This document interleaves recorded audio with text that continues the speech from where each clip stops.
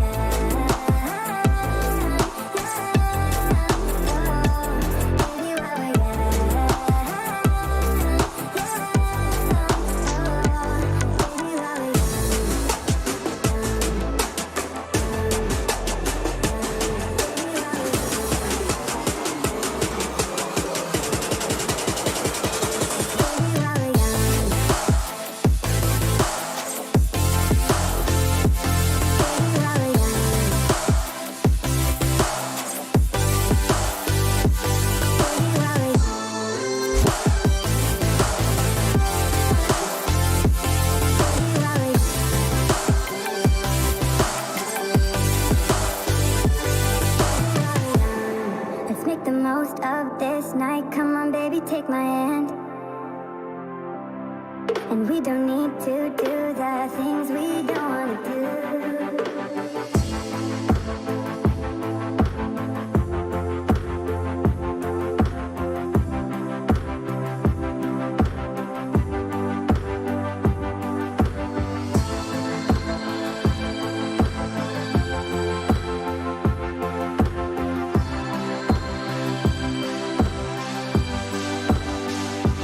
Baby, while we're young,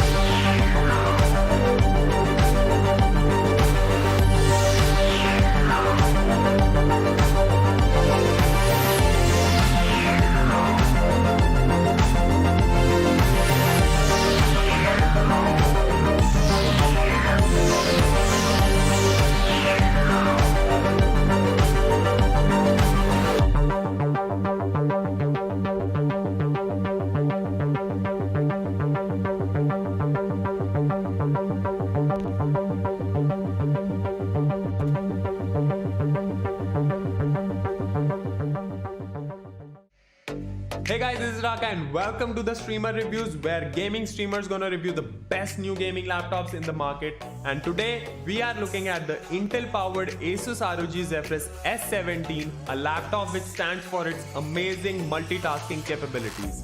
As a streamer, I need my system to stream, game, record all at the same time. Having tested it, I'm quite thrilled that this laptop can actually handle it. And if you're wondering how, it is all thanks to the 11th gen Intel Core i9 processor, which gives your laptop a desktop caliber performance. With 8 cores, 16 threads and Intel Turbo Boost Max technology 3.0, it is capable of running several tasks without worrying about bottlenecks. So multitasking also leads to some heating issues, but luckily the S17 has its active aerodynamic system plus, which improves the airflow and enables long hours of streaming while keeping it cool. While choosing for a laptop, I also look for fast connectivity options for my accessories such as Stream Deck and capture card. But thankfully, the S70's Intel Thunderbolt 4 is very sorted in this regard. This one port lets me connect to all my accessories easily thanks to its blazing fast bandwidth speed up to 40 Gbps. Overall, I think the Asus Zephyrus S17 is a great laptop for streamers, gamers, or anyone with the similar needs. So what are you waiting for? Bring yours home today.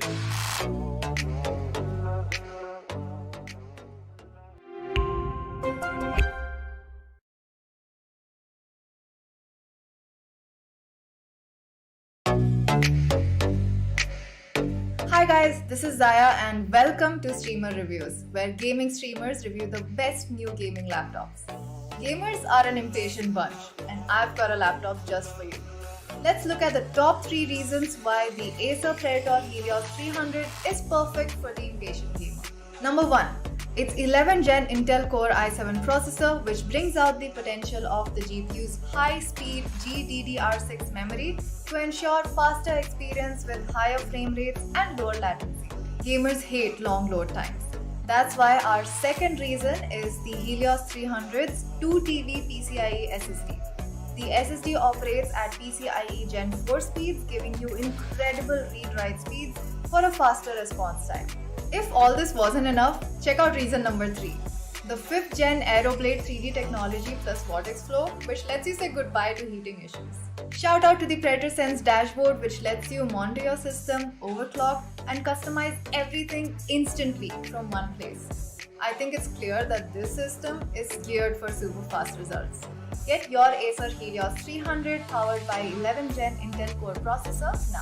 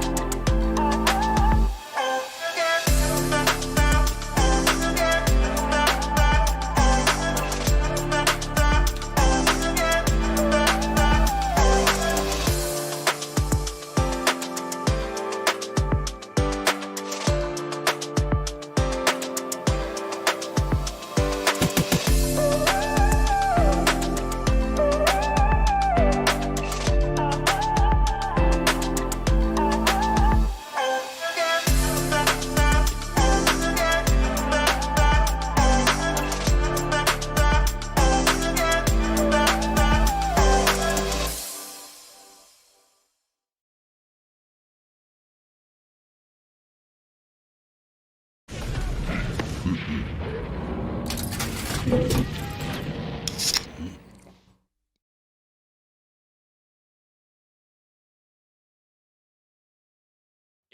presents TEC Challenger Series powered by Cosmic Byte. Here we are once again. I am Leg Day, joined by the talented, handsome, and wonderful Kremer, and we are about to get into our winners' finals.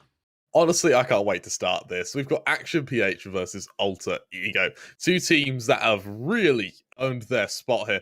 Both of them had to slog their way through some fairly tough opponents in order to get here. For Action PH, it was a victory against Global Esports and a victory against Morph Impacts. Over to Alter Ego, they had to topple FS Esports and Enigma Gaming. You want to know what's even more wild about that? Is the fact that combined, they only dropped one map in that entire bracket, and that was Alter Ego losing a map to FS Esports. So I'm really seeing just how these titans are going to be able to wear off against each other. Let's visualize how that journey went and bring up the old graphics so you guys can get a little bit of a view of the journey. As you guys can see, Alter Ego has dropped a map and Action PH has not. So evidently, this is going to be 2-0 to Action PH because Alter Ego, man, they've dropped a whole map, Kramer. Wow. Yeah, here's the thing as well. That map they dropped, that was a very close game as well. It wasn't like wasn't a slog that they only just were able to ease through. That was the 13-10. So they really put up a fight. I'm gonna be so amazed if there's any form of one-sidedness in this series. I'm fully expecting a third map. I'm fully expecting to see overtimes entirely, full 26 rounds. I really don't expect to see this as a one-sided affair, that's for sure. As you guys can see at the bottom there as well, Global Esports were defeated by Fallen 5 earlier in the day. And let's have a look at how that's affected our MVP standings moving forward. As is still at the top, but they weren't actually present in our previous game. It was Kakarot who was standing in and doing a great job, Yeah. Kramer. Yeah, he really played stellar throughout that. I'm not surprised he's here at all. He thoroughly earned his place here. But Georgie, he's the man in question in this game, Harry. Georgie is the man who you have to look at and think, can he be beat? Now, for Action PH, Georgie, it's not like he carries at all. He does well, sure, but he helps support Tesseract on his Sova. He helps support Eman as well on what will sometimes be the Reyna or the Sky. It appears that Eman's really the sort of guy who holds the flashes. Whereas on Alter Ego, they've in previous times have had to really rely not so much on their duelist, because sometimes they don't even run a duelist. Sometimes they rely entirely on just having a lot of utility. There's every now and then there's a raise there, sure, but Delb hasn't had the same standout performances as Kush has. Big agree. I think Delb kind of hits me as how Aziz and Self-Built Esports work in that they aren't duelist reliant as a team. They much prefer to be a more methodical and tactical team, more like a couple of old attack FPS kind of teams would be. Like you look at other games like CS, and often you don't have like the Giga player. Like maybe you look at Europa to do that, but it's not quite the same here for a huge amount of various teams across both that South and Southeast Asia. Speaking of which, unfortunately for South Asian Valorant fans in the chat, this is now SEA all the way down, baby. The last hope of South Asia in Global Esports has been knocked away in our first match of the day. They got knocked away in quite a one-sided fashion as well. Fallen 5 played out of their minds. They really did well. And for Action PH Alter Ego, this is going to be a hard show to follow. Now, bear in mind, we keep an eye on the chat. I know we're not supposed to, but we've done it in other tournaments, so we'll do it now. If you believe one of these teams are going to win, let us know in the chat. We'll read it. We might not be able to interact with it, but we'll read it. We actually got to speak to our production team as well as to who they think is going to win. We spoke to our producer, Formatic. He said that Alter Ego would win 2-1. Devil Dog, one of our other assistants, has said that Alter Ego would be 2-1. Spook, he went out on a limb here, said Action PH 2-0. And Purple Shrimp, she seemed convinced Alter Ego would win 2-1 as well. Knowing that, Harry, how are you hedging your bets? I'm gonna go against the current. I think Action PH have got a really good chance here Yeah. of being able to win this one out. Speaking of which, you see that down below me right now? That Red Bull Yep. code? Scan that. Get yourself a free Red Bull. That QR. Where's my Red Bull can? Boom. Mine's sugar free, baby. That's Mine my isn't. preferred. That's my preferred. Crema likes the sugared one. I'm a I'll tell you sugar what, free I guy could all the probably way do with down. the probably do with the sugar free, to be honest. But nonetheless, it's still good no matter what flavor. I'll tell you what, I had an event recently, and they also had Red Bull as a partner. You know, Red Bull does all these cool new flavors now. I thought they only had normal and sugar free, but like they've got all sorts. Like my mind was blown. So I had like a fruity one, which was really, really good. I wish I knew the names. I'm sorry, but it was very good. But now though, sorry, I get drifted away. I think of Red Bull and I get carried off. But let's take a look at the teams. Quick, bring Yeah, on the man. next graphic. Honestly, Bring on the next graphic. so take us through. Of course, we've got Alter Ego. Now, Harry, you'll notice this is a fairly big roster. This is a pretty sizable roster, yeah. That's 7 players for only 5 spots that are available in the game. But have a look at ADI and King and Kush, who are both tied on that top ACS of 232. Both for these guys, very important. Kush especially, I believe, playing mostly on the Viper. They're going to be mandatory on maps like Icebox, on Fracture, and on Breeze. It feels like all of the new maps are very Viper friendly as they try to, on the side of Riot, maybe take a little bit of power away from those regular smoking controller characters like Brimstone, Omen, and Astra. You're absolutely right. Now, I believe that Enable and Moji are both coaches, which means that Alter Ego have a lot of support right now in just background, rather than having a 6th player that they can pull in and out. What it means, though, is there is no way Action PH haven't been anti-stratted to the high heavens. There is, I'm willing to bet, to be honest, that Action PH, I reckon that Alter Ego know their bone density. That's the level of research I think they've done. Like they've got their dental records. Yeah. Exactly. But as we take a look at Action PH, no coaches here. Frankly, when you got Georgie, you don't need them. Georgie, Ryu, Modeski, Tesseract, and Eman, all of them have been able to pull their weight. All of them have been able to deliver that X factor. Something I want to highlight, though, is that Georgie and Tesseract seem fairly set in their ways. For some reason, only playing Sober, kind of strictly playing Sober, and sort of very strictly playing Jet. When we see the double duelist come in, it's Eman to pick up the Reyna rather than have Georgie switch over to the Reyna. So the problem with that, though, is it could be interpreted as fairly linear, and that could make it even easier to anti-strat when you remember that Alter Ego, with 2 coaches, are going to have seen every single map that Action PH have ever played. I mean, Georgie definitely plays under the banner of Jet only in the game, so it comes to be expected, right? But like when it comes to agents to one trick, Sova and Jet are probably your safest bets, as they only really both fall out of vogue on Split. But weirdly, that works out just fine, because Split is one of the best maps of Alter Ego, so that makes it the insta-ban of Action PH as they move on in. And it's like, you know what? If we can avoid Split, where we have to get off of our one tricks, then everything's good for us, man. Yeah, you're absolutely right. It means that we're going to be seeing a fairly interesting kind of veto come forward, because both teams know each other fairly well. Remember, these are both Southeast Asian teams. They have absolutely scrimmed against each other. There's no 2 ways about it. What that means for now, though, is when we do get into our veto, we're really going to have to see how careful and how lightly these teams will tread around each other to avoid picking into maps they don't like playing. Remember, both of these teams, both of them hate playing Breeze, they hate playing Fracture. So we are seeing kind of Haven, Icebox, Ascent, and Split as the only maps that are going to be put into question. Because of that, though, we know that Split has been taken out. We know that there's no way Action PH would want to play against Alter Ego on Split. These are some 3 maps, Harry. I reckon our veto is going to be fairly clear. It is, but let's have a look at two things first in a head-to-head to have a look at some of our players going right up against each other. Production have decided to highlight Adrian King versus Tesseract here.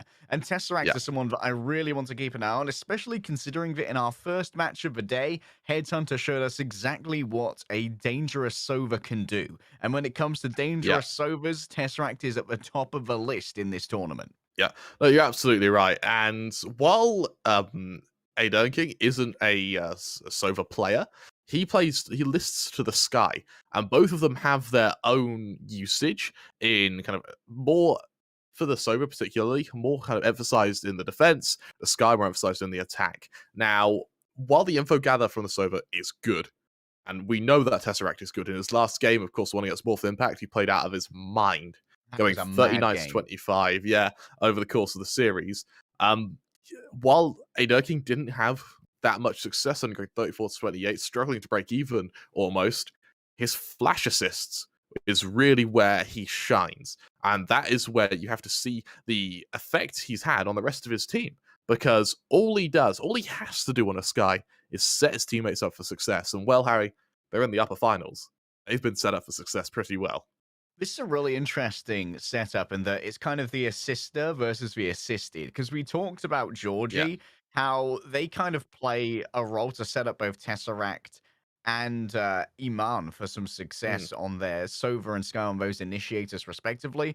And it kind of goes both ways, right? Like the recon you get from a Sova and yeah. Sky can allow Georgie to make some very calculated risks Yeah. for big rewards. And we're hoping that Ada and King will be able to do exactly the same thing to try and maybe help Delb get a bit more value because while Delb admittedly is not a superstar duelist, like if they're getting enough Mm. in terms of reconnaissance to allow them to take more calculated risks, we could see them go toe to toe or at least try and keep pace with Georgie.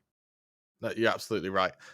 The sooner we get to the server, the better, because I really want to see how these Jets are going to match up against each other. Bear in mind, Dell, he actually prefers the Rays over the Jets. Better still, let's see how they match up. It's interesting, actually, that we don't see a Jet from Alter Ego in the most recent game. I want to see if that's the case. We're going to head to our Viso, though, which is where we're going to be seeing this war, these battles pitched. And honestly, that doesn't surprise me. This Veto doesn't surprise me at all.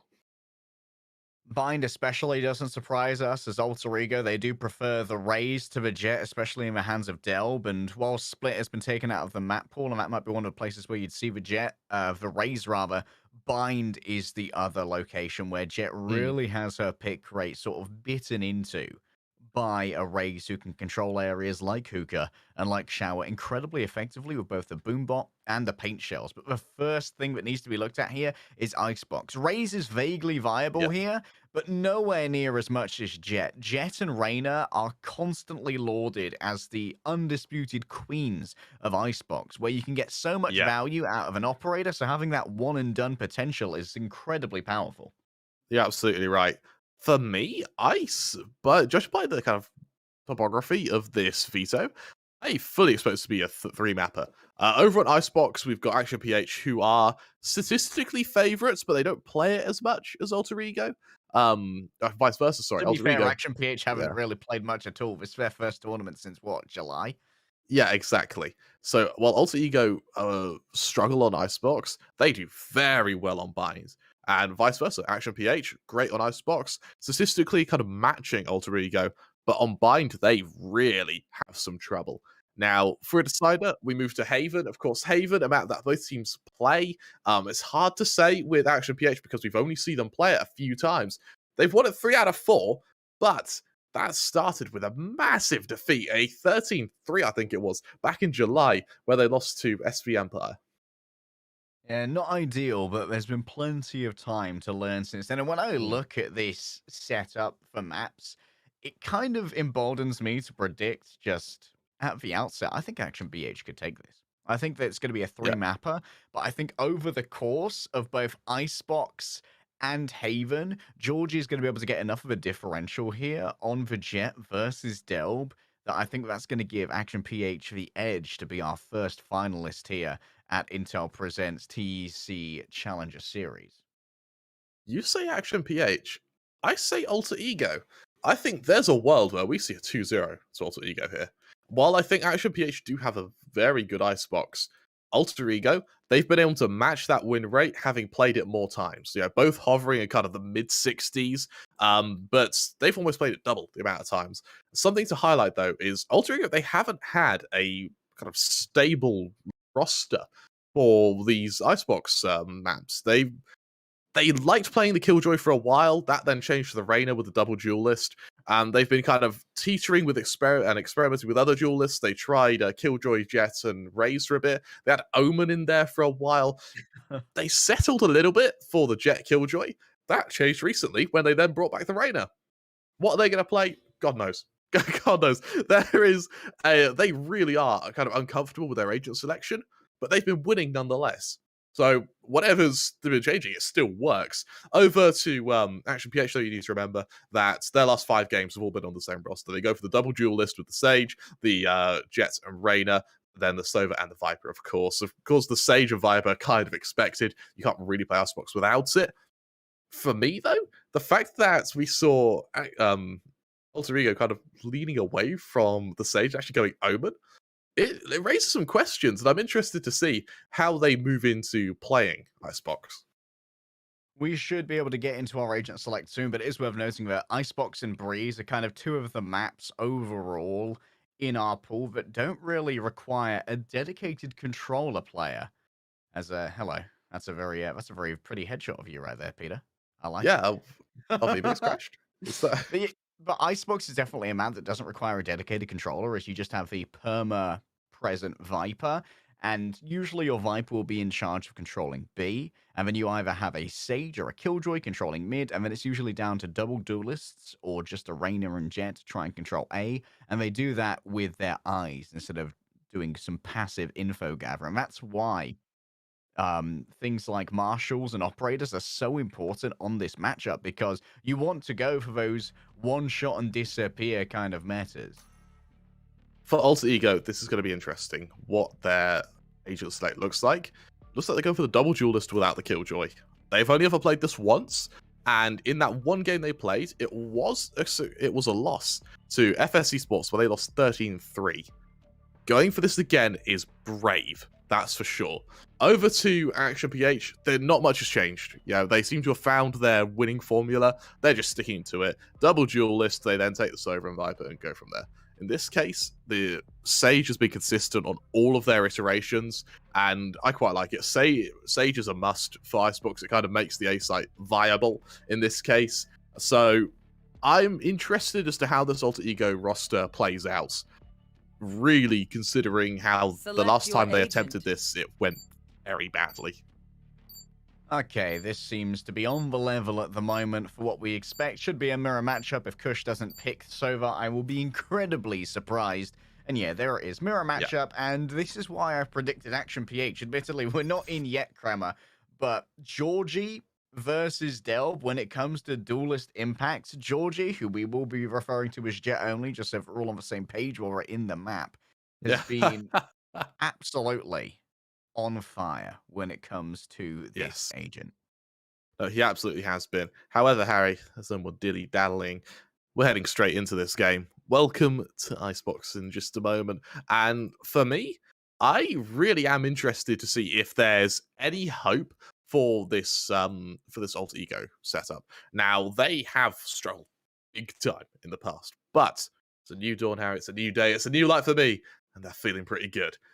I cannot wait to see if the double duelist works. We've seen that in our last match as well. The Fallen 5, if they'd gone double duelist, that probably could have been even more one-sided.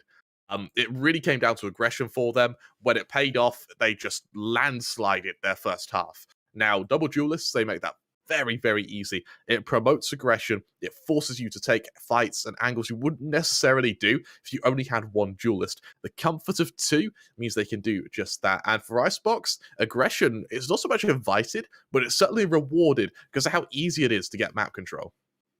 And one of the good things about playing the Reyna on the side of Preston is that they're so used to playing the Sky that they're very much used to the utility that comes from the flashes. And Reyna and Sky can be quite interesting in some ways in how they both have info gather from their flashes, although occasionally Valia can be tricked quite a bit because you can get info gather off Leas just by looking to see if people shoot them when they come out, because obviously you want to get rid of that near sight effect as quickly as possible. But sometimes players will just kind of like back out of a sightline of it, or even just hold their fire while afflicted in order to give over false negatives and allow people to be a little bit more overzealous than perhaps they should be when moving through occupied areas.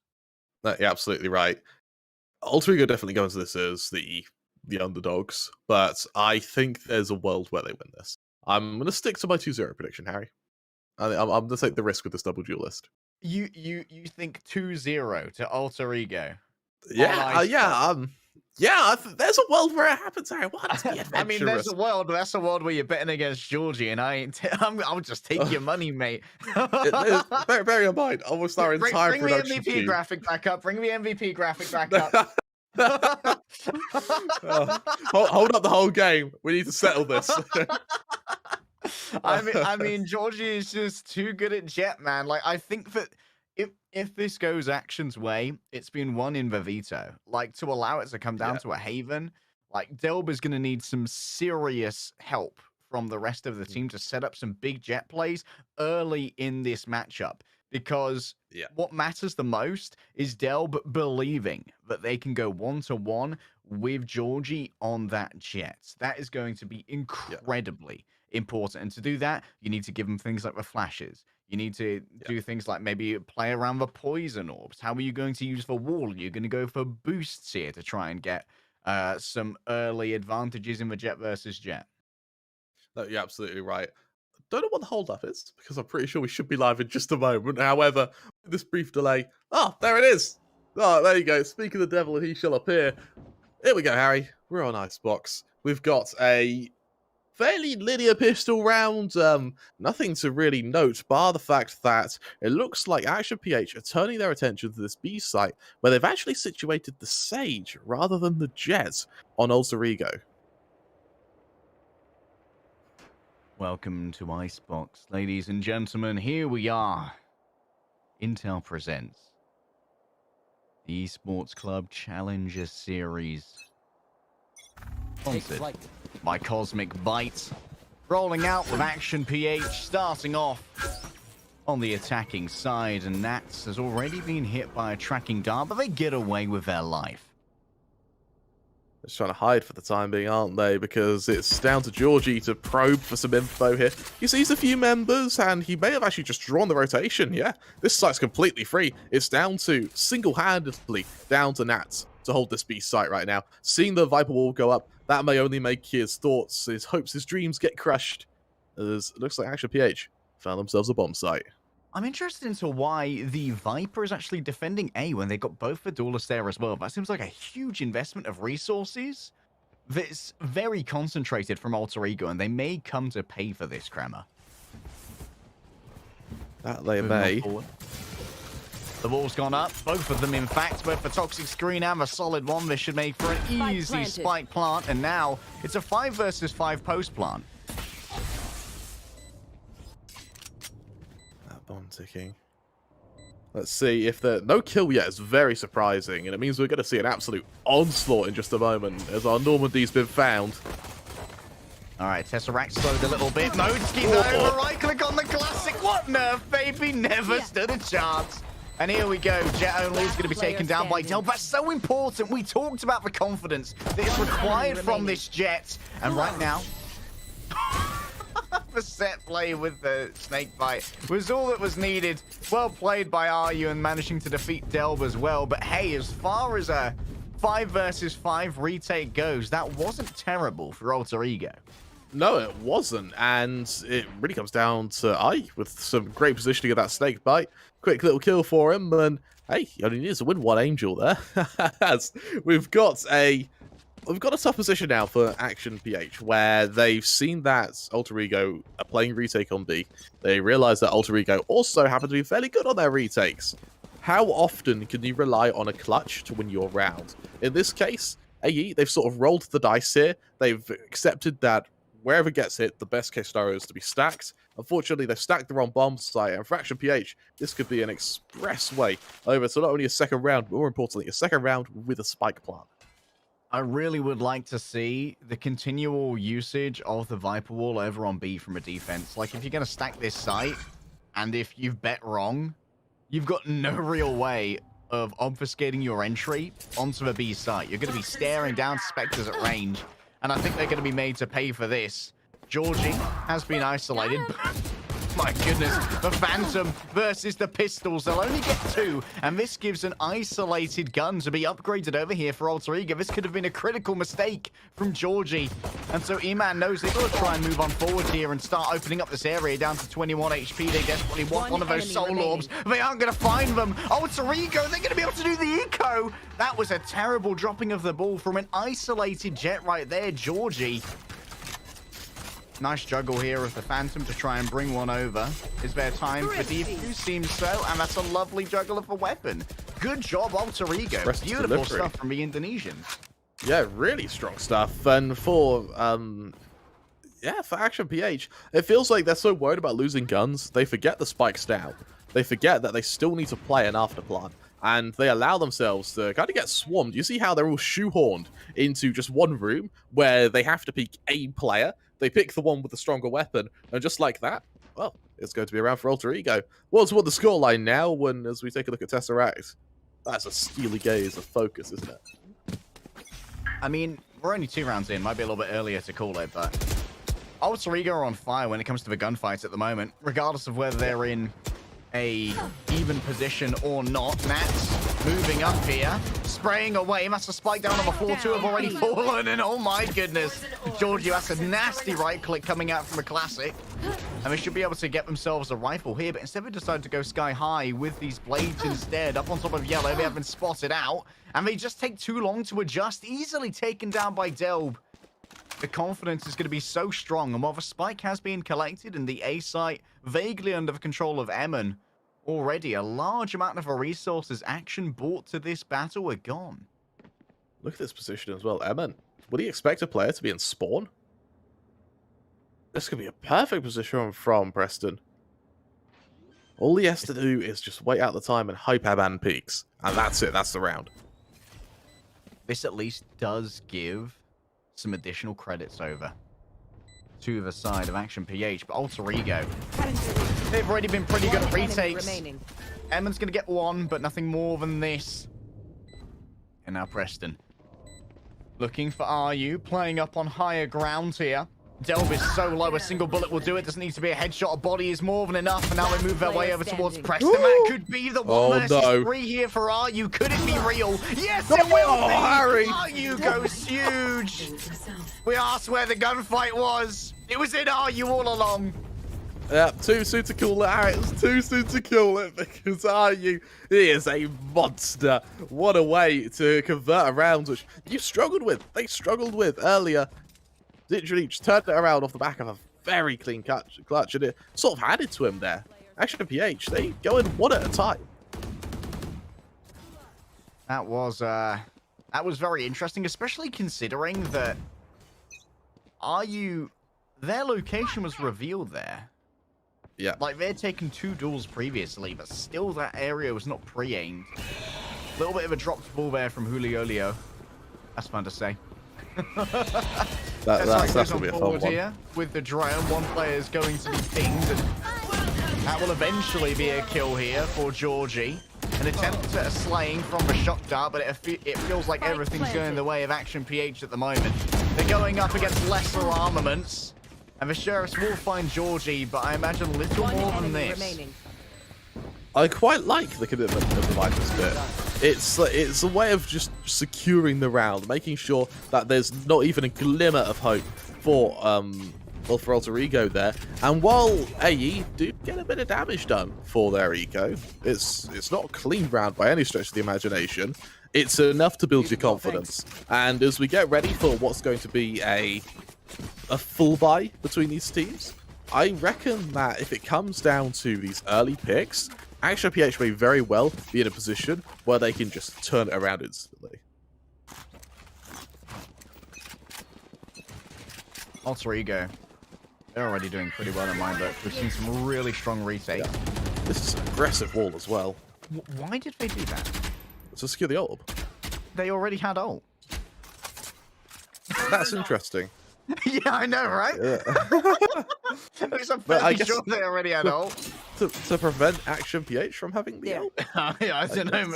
Like, maybe they've seen here that there's someone who's close to an ult and they really want to deny it. Something like, I don't know, Hunter's Fury. I mean, That could very well be the case. That'd be some 900 IQ tactics here.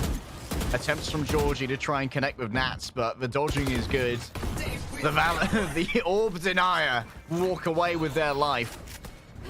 And Preston's already got themselves a little bit of movement here. The B site finally has been stacked before. All of the damage comes on through. It's fair trades on the site, but look who's wrapping around the edge. Emin thinks that maybe they can make this work with the Empress, but will she be the queen over a glorious empire? Or will it all crumble underneath her? Just the duelists remain now, Kremer. And it's going to be difficult to try and secure a plant as you don't have much utility to do so. And it's even more difficult now that the spike's down on the floor. But Georgie, they've already got a pair. The spike is in range here of the Viper, and as they take their run and gun to try and find the information, all they find is the business end of a Vandal. Alter Ego, they almost dropped the ball there. They really almost do. They line up for Georgie, and you know that Georgie will punish that at any given moment there.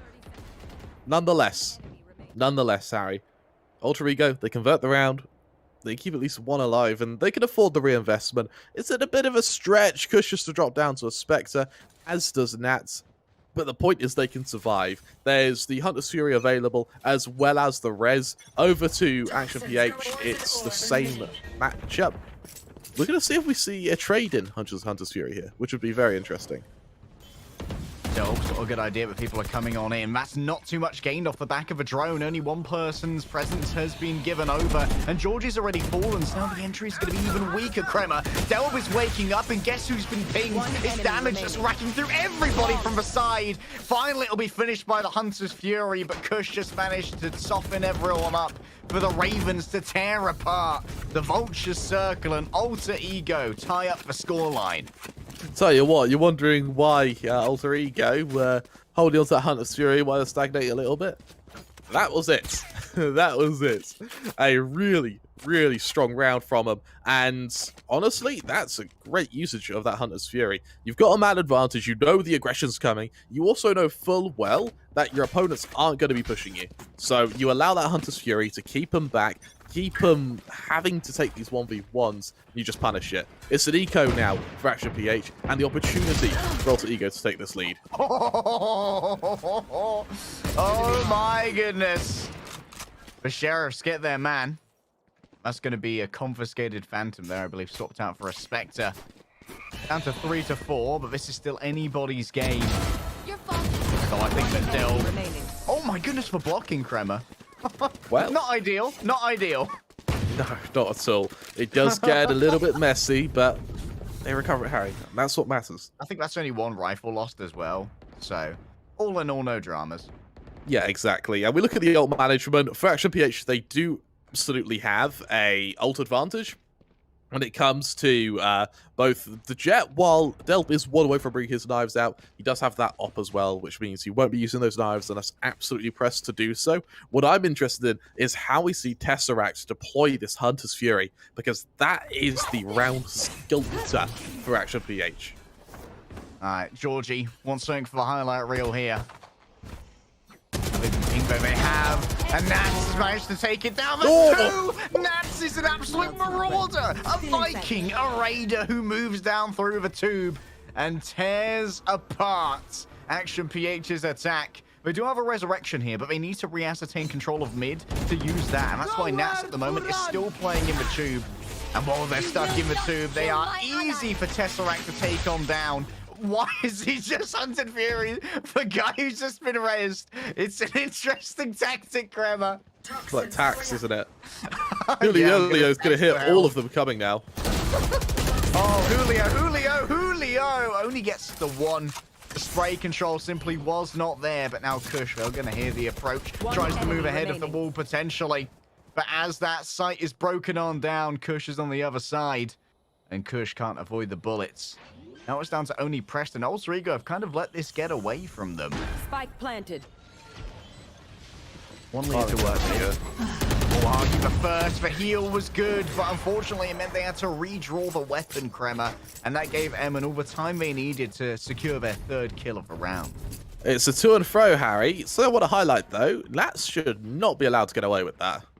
He should not be allowed to just push through and get 2 players, one of which is ulting.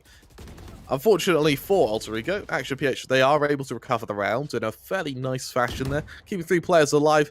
The ult management, though, swings massively in favour of Alter Ego, though, with 3 of their ults ready to be deployed. Luckily for Action PH, they're 2 duelist ults, so they don't quite harass in the same way that a Hunter's Fury would, for instance. It's the res, though, that you really need to be careful of, as well as that op in the hands of Delve. Hey, leg day. I heard you talking some poo. No chance, mate. Delb is here to play when it comes to the Jet versus Jet. Might be looking to try and make their way onto our MVP leaderboard. You never know. Already, Action PH. This might have to be a save here, Crema. Yeah, and this is a very fast round. There's about 2k credits on Tesseract, so if he survives, he can just drop a weapon to his teammates. Whereas Medeski, about the same. It's not that they're forced to save, but it would be comfortable if they did. If Delb gets this kill, that should decide it. They've already lost someone on this angle. So lucky there. Del probably shouldn't be missing that, to be honest, but Kush is on fire with the Vandal. No chance of avoidance. I'll tell you what, one of the things that Action PH have been doing, which has disappointed me quite a bit, is that they've had very bad discipline when it comes to taking out these recon darts. Yep. That's how they actually lost Georgie in that double to Nats. They allowed them to get pinged on top of the 2 when really someone should be taking responsibility for destroying these darts. No, you're absolutely right. With Action PH now moving into this position where they can absolutely come back, they're at a stage where it could slip. They've got in this sort of economic loop where they can buy, they lose down to an eco, lose that, go to the next buy, hope for the best. And when you're in that sort of cruel cycle of economic collapse, Alter Ego really can build some rounds off the back of that. For now, though, right. This is where we really have to question, like, their decision not to save last round as well, right? Yeah. Oh, Nats is so confident, but this is going to be a crossfire here that they're going to be walking into. Surely this could be reported back. That's 1, but no more than this. Nats is punished for their arrogance, but elsewhere Del was taken out. Their co-conspirator, their other half of Jet, has lost out to the operator.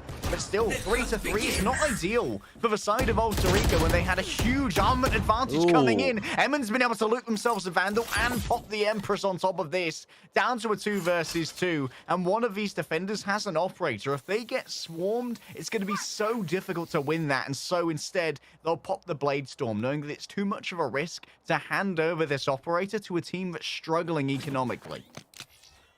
But I think he's read this aggression, though. This is a masterful read if he has.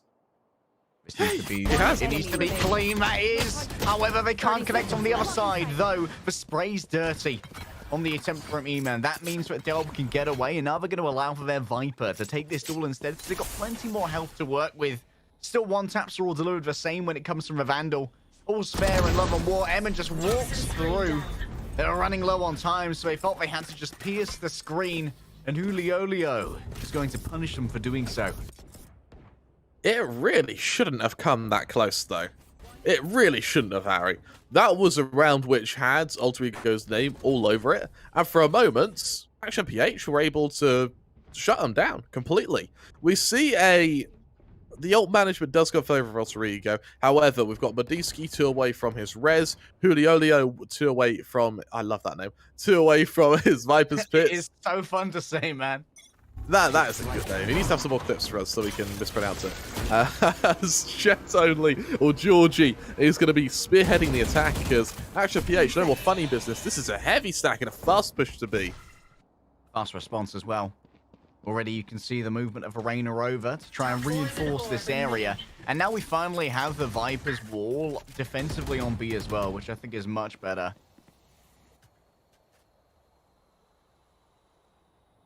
Look at the stagnation. Look at the positioning of Alter Ego as well. So many players are behind this wall. Now with a defensive wall going down, the offense will have a chance to bring their own out. And then they're in control of the sight lines. But the longer they wait, the more fuel that this Viper can get back.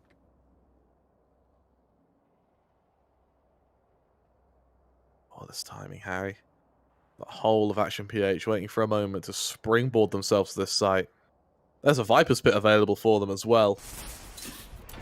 Trying to use silence as their tool. Finally, up comes the wall. Does Nats want to move on through it is the question.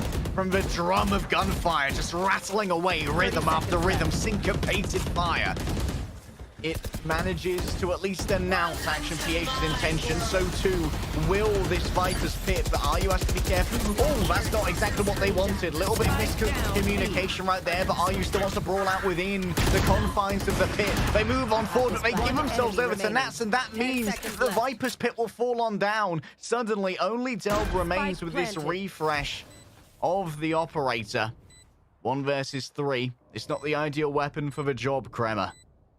However, Georgie's up first, down goes the Cloud Burst, and it's easy to pre-fire. And thanks, mate. I'll be taking that. They'll pick it up, take it in a stride. Ain't nothing gonna break his stride, Harry. Ain't nothing gonna slow him down. As Georgie, he's got to keep moving. With that, let's see if he can really start harassing the defenses, really punishing anyone on Alter Ego who takes an extended sight line, particularly over on this Ace site, where they really are enjoying going for these picks. But Harry, it's time. It's the Jet 1v1. They've both got ops. Finally happens in the last round of the half. Here we are at round 12, and both of these teams are absolutely on it today. I think this is going to be going to 3, Kremer. Up goes the drone, instantly destroyed, or rather, instantly backed up here by Emin, who sends Valir over to try and cover their movement through the wall. Georgie goes high. I love the cover they're getting here. That's beautiful! This is what you play the wall for! Georgie just pierces through and pierces the chest of the Sova. Will be a quick alert here from RU. That's 1, won't be 2 though, as they move. They try to run and gun, but RU is punished for such poor gunplay in this case. Emin staying alive for the moment. About that Empress mate, Tesseract wants to try and cancel it, and they will do exactly that. It's a wallbang and a headshot, but they're brought back by Nats. 1 versus 2, an attempt to try and play from the high ground, but Emin's looking up, and all they see is clear skies. That they do. They look to the ceiling and think, damn, where'd I go wrong? Tell you where he went wrong. He tried to duel Georgie. This is such a Look good at wall, this dude. push. I can't believe that. So effective there. Like, they hear the arrow loose, and they're like, Yeah. this is my moment. Yeah, this is me. Level pegging as we move to the second half. You know what that means, Harry?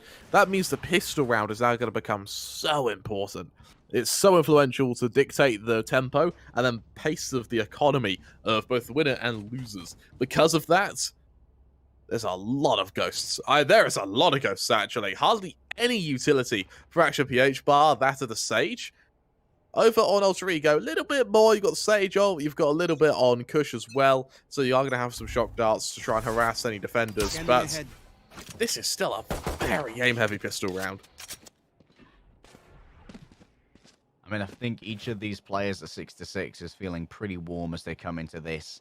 Emin's certainly going to be doing so. The Bruiser of the Reina is going to be facing 4 players. They simply strayed too far away, and they did not have the backup there to really deal with the amount of players that could have been present.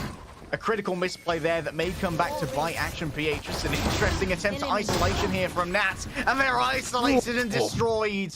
Huge game sense here from the Sage, realizing that, hey, if these guys want to play the point, we'll let them, but their reinforcements will not be able to access us. That flank from Nats was just stellar. To be able to get that wall up, knowing that no one's going to expect him to be rushing them, just punishes. Gets 2 quick kills, and like that, Action PH, the odds are certainly against them now to go into a clutch like this. Attempting the reset might as well. No point in saving the pistols. Tesseract has got 1, 2. Anything more from Tesseract? There are no shock darts here to try and make this work, but there are plenty of enemies that have to be carved on through. That's 3 on the round for Nats right there. Solid round from Nats, and I love this wall so much. Look at the pace he takes as well. And he just gets to swarm them. Instant shutdown. For now, This means that Action PH, bear in mind, on your defensive side, there's so much more reliance on utility. You need those Sage Walls every round. You need those Sage Telos. Means that we're probably going to be seeing Spectres on some of these players, even when it comes down to the full buy.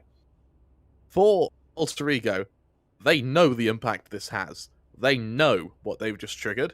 And because of that, I suspect we may be seeing a very quick, but also very definitive push. I doubt we'll see any lurkers, because as we saw from Georgie in the half beforehand, once that Phantom gets caught off guard, it can be wielded against you. And we have seen some haphazardly risked weapons. I think both of these teams have been a little bit defined by their duelists having a couple arrogant pushes. Like the first time we saw a round dropped by Action PH was in round 2 when they had Georgie with a Phantom all by themselves get picked apart by about 4 people on A site. And that's a very risky lurk to go for with the Phantom when you could easily be overwhelmed. No, you're absolutely right. Let's see if this Vector by the odd Vandal here. I like how Heliolio, it looks like he's going fairly ballsy. Just a ghost, nothing else. As Action PH, full eco, it's just going to be a... Well, for Alter Ego, sorry. Should be a quick shot down against the full eco. That is pushing mid. Ooh, this could be a very nice flank. A 5-man mid clan with a 5-man mid plan. Heliolio is going to be the first to take contact here, but it's a weak weapon to try and do so. Still, the ring of the Sheriff's Maid betray a couple of numbers here. Moving as a group, look at them. The herd of wildebeest. But unfortunately, this herd... The safety of the pack is nothing when compared to firearms. Who'd have thought, right? This pack of wildebeest is no match for me and my tank. Who wins? Pack of wildebeest or an M242 chain gun? Like, I think I know. Call me a crazy man, but I think the chain gun wins that one. The wildebeest fall, Harry, but the safari is definitely not over.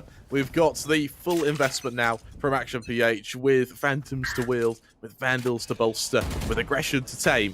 Let's see if Alter Ego can be stopped. It's a full bonus though, so Alter Ego aren't overly worried about losing out on this one. They just want to do as much damage as possible as they go. Not sure how I feel about that particular wall. This one is a little bit more standard, but it's broken down. Emon was so brave to try and make that work, and they're rewarded for their bravery. As you can see, running around the back, you left the gap in the wall, son, and I'm quick to punish that. But still, Georgie goes large here, and Emon, it's the duelists who just continue to move on forward. Run, gun, move, hide, and go again. Action PH explode on their full buy. It's just what they're expected to do, isn't it? You want duelists to go kill? It's duelists, well, they go kill. Just like that, we're going to be seeing a very, very convincing round from Action PH, and maybe the start of their reign when it comes to this defense.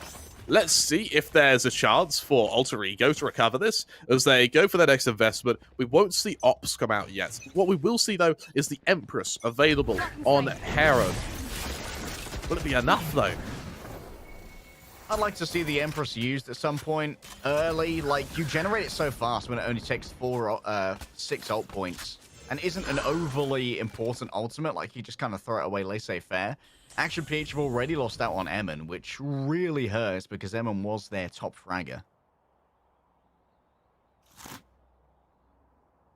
See what they can do now with Ski on the shoulder peak. He hasn't seen anyone, though. This could be a false negative. It's Action PH, realizing there could be gaps in their defense. It's a tough position to be in, but for Alter Ego, they've set their gaze back away. They've pulled it all away. This is a big commitment from them. And Action PH, they're in danger of dropping the ball here. Big time, Harry. Kush sold it so well with the drone. But they are going to potentially be spotted as they move here. Will they be seen by Georgie? They will, but Georgie doesn't get the better of the duel. Down to only a little bit of HP. The same could be said of Kush, but hey, they've still got 5 members. They aren't too worried. They can still be healed by the Sage later. The plant should come through easily. And the question is here, how long can you wait as Action PH for your rotations? You should have time to actually wait for them all, but you're going to have very limited angles of entry. You don't have anyone who's on a big flank. Moving on forward here. Preston prepared with the Empress. Georgie's going to be target number 1, but Aya's going to cross the crosshair first. The dismiss gives them a free movement. They aren't even detected as they move on. And now Nats is going to be the next one to move on in. Everything's going right for Preston right now. 3 kills on the round and maybe another, but they get caught while reloading. Or rather, redrawing the Vandal Tesseract. What? Oh, he's done 4 already, but it's going to be impossible to do this, surely. They simply don't have the time, and they're up against the Viper Lurk. Tesseract has done some economic damage here, Kremer, but unfortunately, the round is still out of grasp. Oh my god! That wasn't just economic damage, Harry. That was psychological damage. What a round that was there from Tesseract. It's like something in him clicks and he goes, that's how he aimed. And that just destroys them. Oh my god. Well, for Alter Ego, that is a hero op. I don't know how I feel about this, man. Especially when you're 9-7 down, you're risking not bringing an AWP out for pretty much the rest of the game. However, it starts off well here for Georgie. Asked why I would dare to doubt them. At long range, a snipe with the Hunter's Fury. I can't believe that Tesseract got that at range, but hey, they've earned the ultimate through their frags. Why not give it another go? A return to life here for Delb. And it's now 4-4, but the hero op is still in play.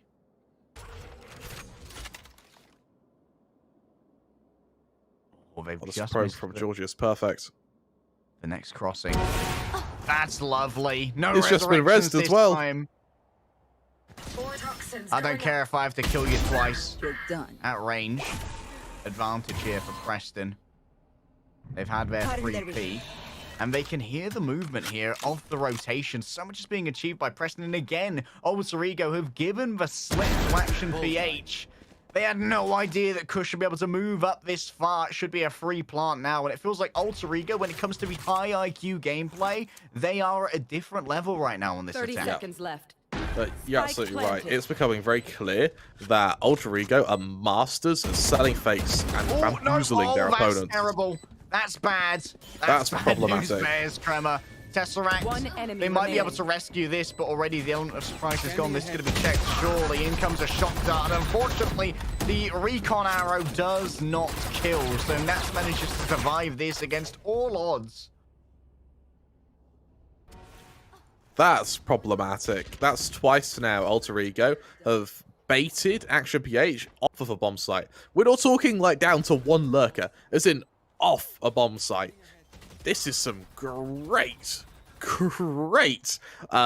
just fakes coming from Alter Ego, and it shows they're in the minds of Action PH. They're really pulling at their heartstrings and just nudging them like the little devil and angel on their shoulder, both of which they were saying go to B. As for now, Action PH, they prepare another defense. This time, though, I think they're going to be a little bit more sure on their feet. The Guardian here for Georgie. An interesting pick. However, you're generally going to be given 1v1s in this area rather than rushes. So I can understand why you'd pick the Guardian.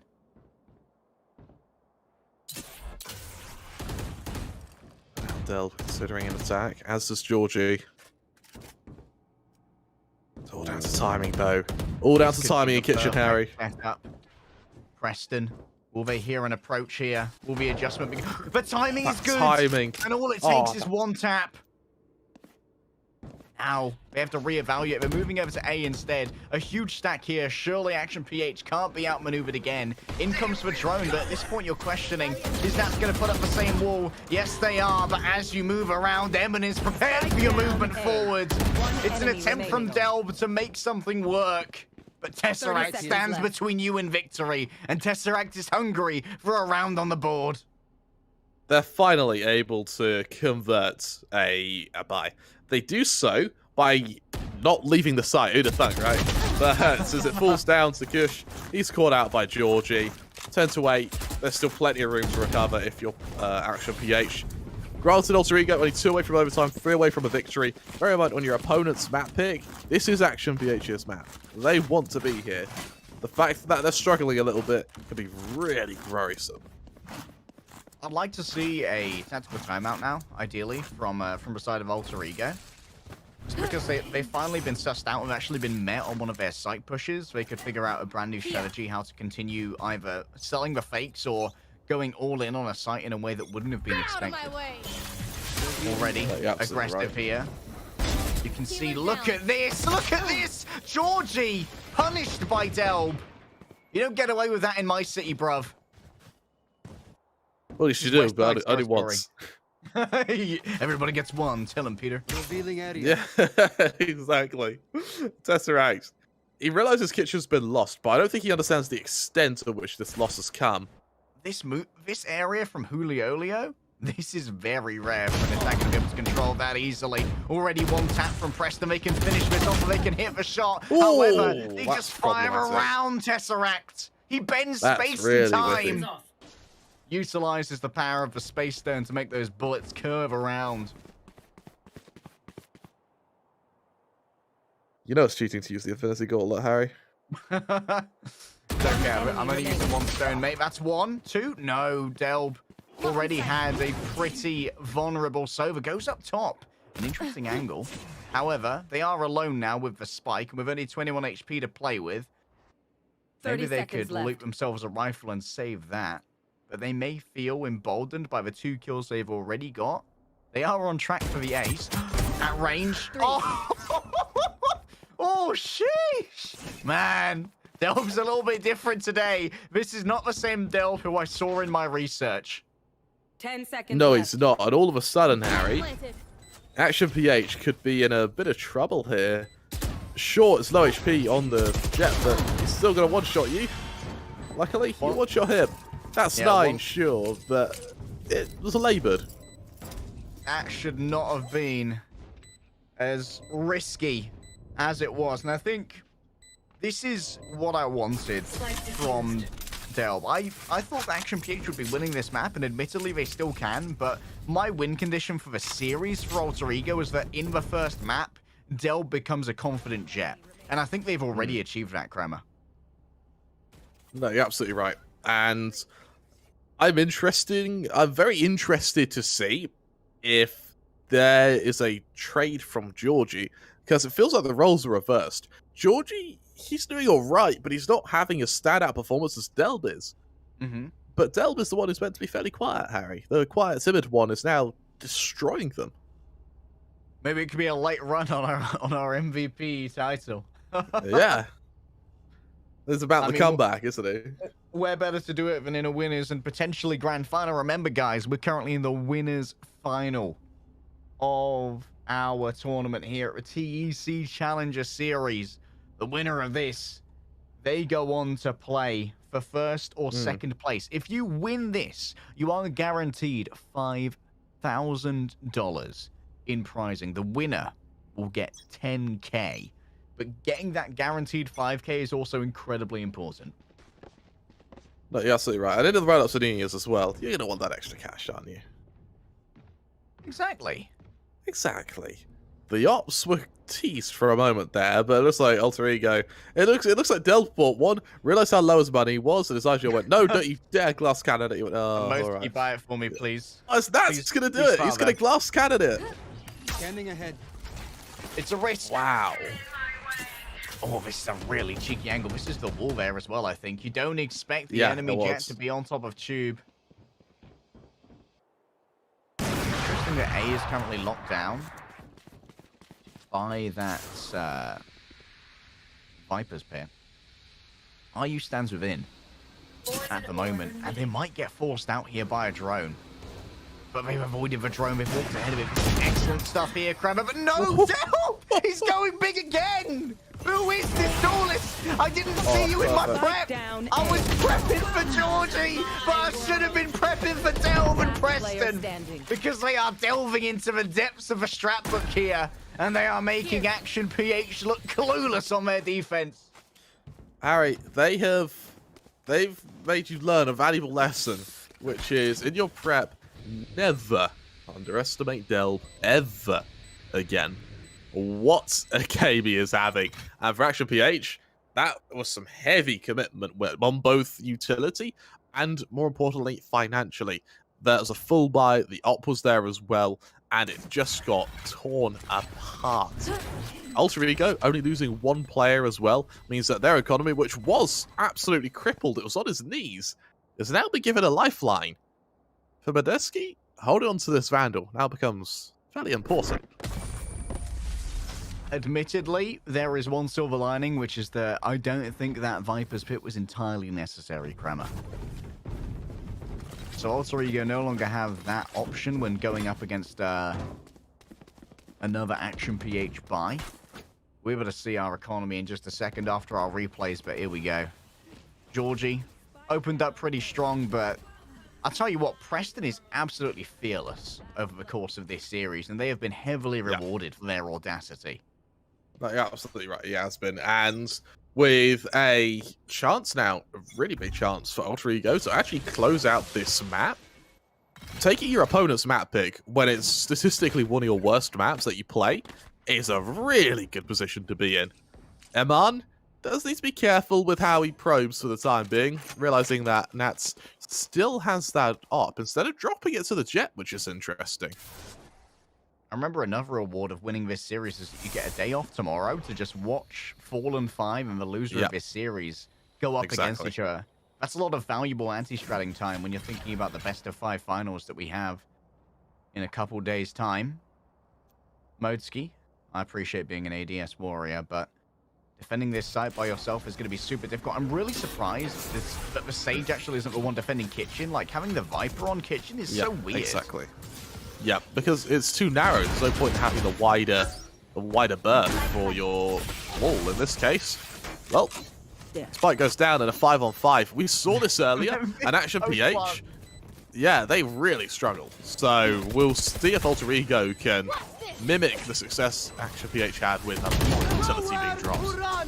You have to go forward. You have to claim so much space here because not only do you need to remove members of Alter Ego, but also you've got to get rid of a Viper lineups as well. But you're already so low on players. It's the Sage with the Operator at the back. And Eman here might be forced to go for an Operator save to give over Alter Ego a match point. They're going to be cut off as they make their way through here. Poison's off. It's strange that Julio decided to put up that poison orb, admittedly, because it kind of cut them off from being able to hit all the shots that they needed to. But that was a beautifully managed attack by Alter Ego. It's a beautifully managed defense as well of that site. Really strong. That Leer that was thrown out was immaculate. It completely sets the jet up to get 2 quick kills, gets Delb out of there as well. Really strong stuff. And like that, we see a big collapse from Action PH here, who just come by. I mean, hey, they're bang-jaxed at the moment, that's for sure, because they really are holding on to just that limited kind of feckless spy that they can manage. And aggression in mid may be one of their only options they have left. However, Julio, he's read it. Here we go, Julio, an attempt to take them out early. A couple misses here, though, and that's another miss as well from Georgie. A critical opportunity has been missed, and it's for Jet, who falls down to the Sage. It's an exchange of Sages with Operators. The operating Sage, man. Exchange for a Valorant game. But Alter Ego will still walk away with greater numbers. Look at this, Preston. They continue to look and see if anyone's going to foray their way out of A, but everyone's just going to meander through mid instead. There we go. All right, that's well done. Confirms Jet's presence. It's going to drop in just a second. The wall as well. Will Dell be able to take anyone out? They'll grab one, but hey, even trades are in your favor when you already have yourselves a numbers advantage. Kush, what can they find now? They've got a little bit of cover from a toxic screen, but everyone's really concentrating themselves on the B at this moment. And Modski's fallen from elsewhere. Aaron found themselves an opening all the way down from mid to B. And now with time on the clock, 15 seconds to be precise, they're going to risk the run here because they know that Preston can intercept any attempt. This could be it. This could be Alter Ego in Indonesia claiming the first series. The map pick of Action PH falls by the wayside as Alter Ego have a masterclass on attack. What, again, that was, sorry. And I mean, hey, it comes down to some spectacular performances from both Delb And more importantly, the Sages. Nats, he played out of his mind as well there. Solid stuff, and it's well rewarded. What a game. What an opening as well. As Alter Ego, they take Action PH's map pick. That is not only a way to open your series, that's how you make a statement, not just to Alter Ego, but more importantly, to your remaining teams. More importantly, to your lower bracket awaiting team of Fulham 5. A Sage operator. I mean, it's not the most unlikely operator user. Like, you see it a little bit more when you see someone like an Astra use it, but it's definitely not what you'd expect. And evidently, the second that the Jets fell down, both teams kind of expected the operator threat to have been quelled, and having had them on their second Sage has been an interesting little bit of subterfuge and tomfoolery, which Nats used to amazing effect here. We should have a scoreboard available for you rather soon, so you can have a little look at who's topping the frags, who's looking like an MVP, and who maybe needs to buck up their ideas before we go over to map number 2, which, if I remember correctly, is going to be Bind. So I expect to see Delb continue to obliterate opponents on the race. Let's bring up that scoreboard now so we can have some nitty-gritty stats, Grammar. For me, Delb, kind of head and shoulders, it was the MVP there. It doesn't surprise me at all. However, you can't let that take away from Nats, who also played so well. Now, while Delb and Nats did do very well, Juliolio was more like Julioli no, because while he did struggle quite a lot, he was still able to drop a fair few walls that did very well. We didn't see much from the Viper's pits, but it didn't matter when you had Delb and Nats just killing everyone in sight. For Aman being the MVP of Action PH, that doesn't surprise me at all. Aman did play very damn well, and his Lear placement really was able to set up many kills for Action PH there. So no surprises on MVPs. However, I wish we could have had 2 because Nats deserved this place as well.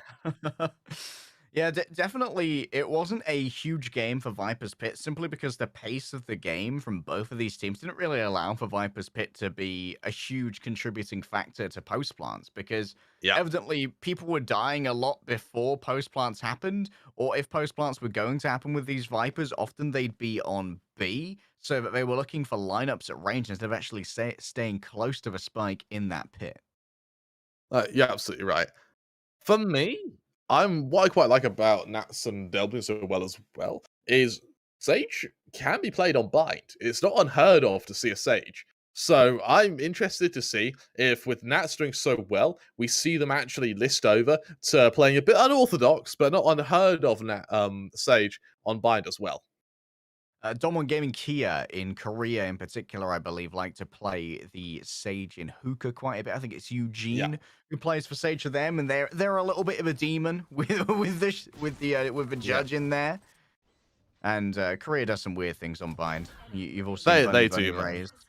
I believe it's unpredictable is the industry term for it, but we talk about unpredictable. Yeah, exactly. So the highlights. Both of these teams really liked that mid push. On a full eco and or just aggression in general to just dive through mid. We see here, it worked really well for Alter Ego. For Action PH, a little bit more limited success, but they had some very messy rounds, both teams particularly. That's one thing that's going to be super interesting as we move over to Bind, right? It's like one of the only maps in the Valorant pool that doesn't have a distinct mid area to try and push for control of. And that can somewhat limit the options on the side of the defenders. Like, I'd say that the other battles that you sort of have in place of mid are for Showers control and for B long control. You're absolutely right. Let's see what can be done now with a chance to rest recuperate. Action PH, they can come back stronger. But what's going to be at the back of their mind is that they picked Icebox. They wanted to be here. Instead, they now have to move to Alter Ego's map pick a Bind. Sure, they can now start on defense. That helps, right? Will it be enough, Harry? Will it be enough? Because while Action PH they're good, they haven't been able to match the performance of Delb. And Georgie was really who we were looking to be the difference maker to make Icebox the map for Action PH, because we knew that it was all about big jets on this map, And Big Jet certainly turned up, just not on the side that we anticipated. And now you've got to wonder if Jet only, also known as Georgie, is going to be able to extract as much value from playing Jet on Bind, where across the world, Raze is basically considered a better option. You're absolutely right. I would like to see a race. I think races are just entertaining to watch, aren't they? So I would love to see a race. However, I don't necessarily see the need for it because both Reigners played fairly well. The Lear placement definitely worked out. Granted, there wasn't much income from the Empress, but that's not necessarily why you pick into Reigner. You pick into Reigner because you want to have that additional Lear. You want to have that additional kind of harassment that comes from pushes and then being able to kind of dismiss your way out of it. For me, I would love to see a double duelist setup again from both teams, but with more of a Jet and then the Raze. Man, this was such a smart move from Nats. Like, the pace there to really get the element of surprise, because the defenders, they considered that angle to be covered, right? They thought, okay, we've got people rotating in from B. Like, people aren't going to be able to move through that area without getting torn through from the mid to A doorway. But that wall actually changed the entire dynamic and left them completely isolated. And Nats is definitely going to be one of my players to watch in this tournament for those high IQ on-the-run plays. You're absolutely right. I'm looking forward to seeing what can work out. Do you reckon there's going to be something up the sleeves of these teams moving to Bind? Bear in mind, they have played against each other before. They absolutely played against each other in Prague. And they've both researched each other. Is Bind going to be a map where we see some very spooky strats? Maybe we'll see something like a Cypher. Like, I don't know how much these teams will have scrimmed against something like a Sage on Bind. So that might be... Yeah, Sage might be interesting. I'll be surprised if it... They could always go like G2 style and play like a Viper on Bind, which is weird but viable. It weirdly works, doesn't it? Yeah. There could very well be a chance for it. I mean, we look at history, right? Action PH, in the last time they've been playing Bind, right? The last time they played Bind was back in July. We got no stats on them whatsoever. However, we look at Alter Ego over on Bind, which they have played quite a lot. They are listing to having the single duelist, but as a race, and then having the Astra, Sky, and Sova for your info gathers, with a Cypher as your lurker. And I think it kind of works. Beforehand, though, they were definitely trying the double duelist. So, for me, the double duelist as well, it beat Louvre. Now, this is like the Louvre that was in their prime that we saw. So, they ended up beating them 13-3. Like, I really do rate this, double duelist on Bind. We'll see if they go for a more Sentinel heavy setup. Entirely depends on how they feel after that loss against Enigma Gaming that they sustained earlier in the tournament. However, that's enough dilly-dallying for now. We can go to a quick 10-minute break. When we return, let's see just how Alter Ego will look to take their map pick against Action PH over on Bind.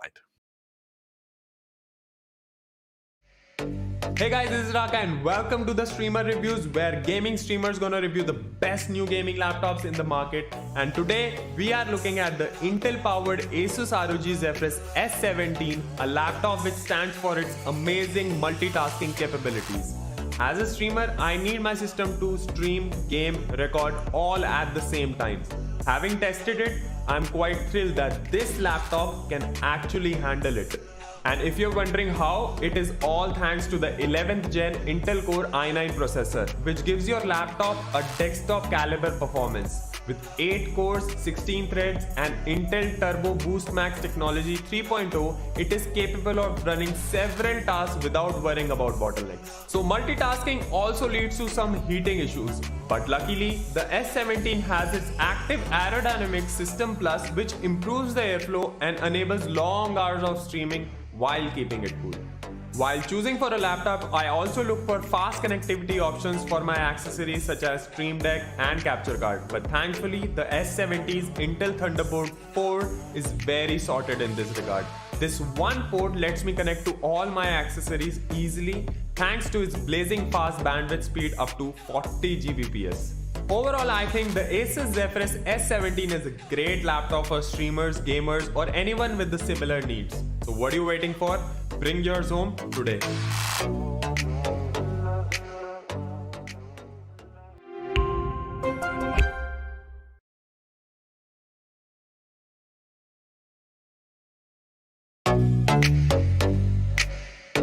Hi guys, this is Zaya and welcome to Streamer Reviews, where gaming streamers review the best new gaming laptops.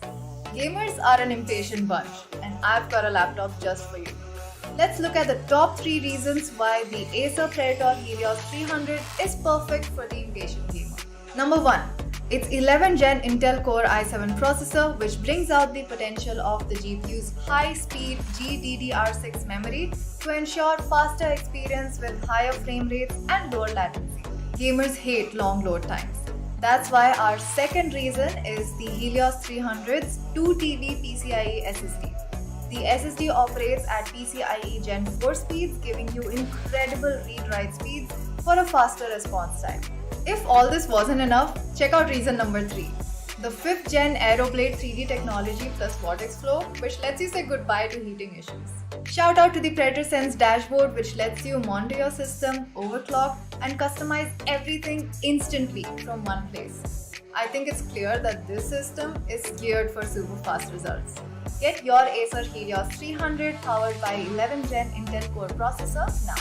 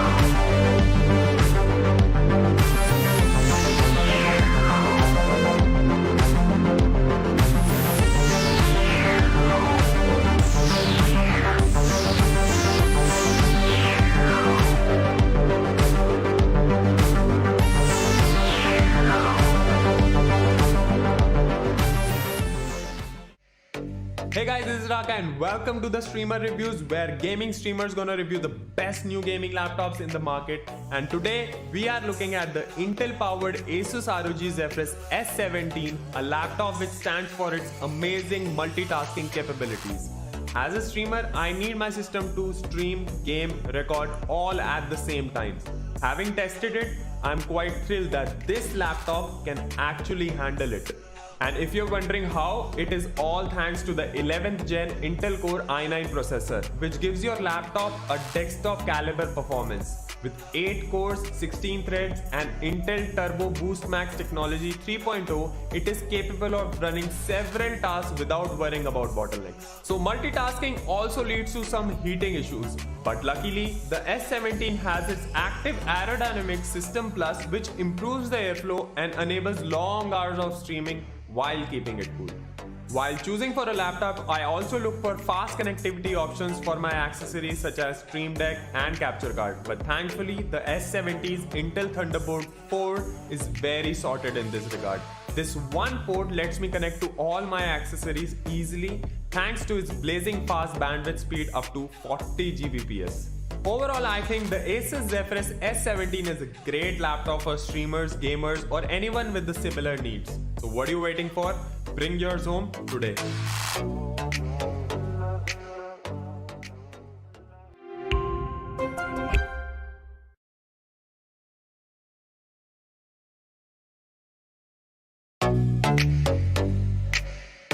Hi guys, this is Zaya and welcome to Streamer Reviews, where gaming streamers review the best new gaming laptops. Gamers are an impatient bunch, and I've got a laptop just for you.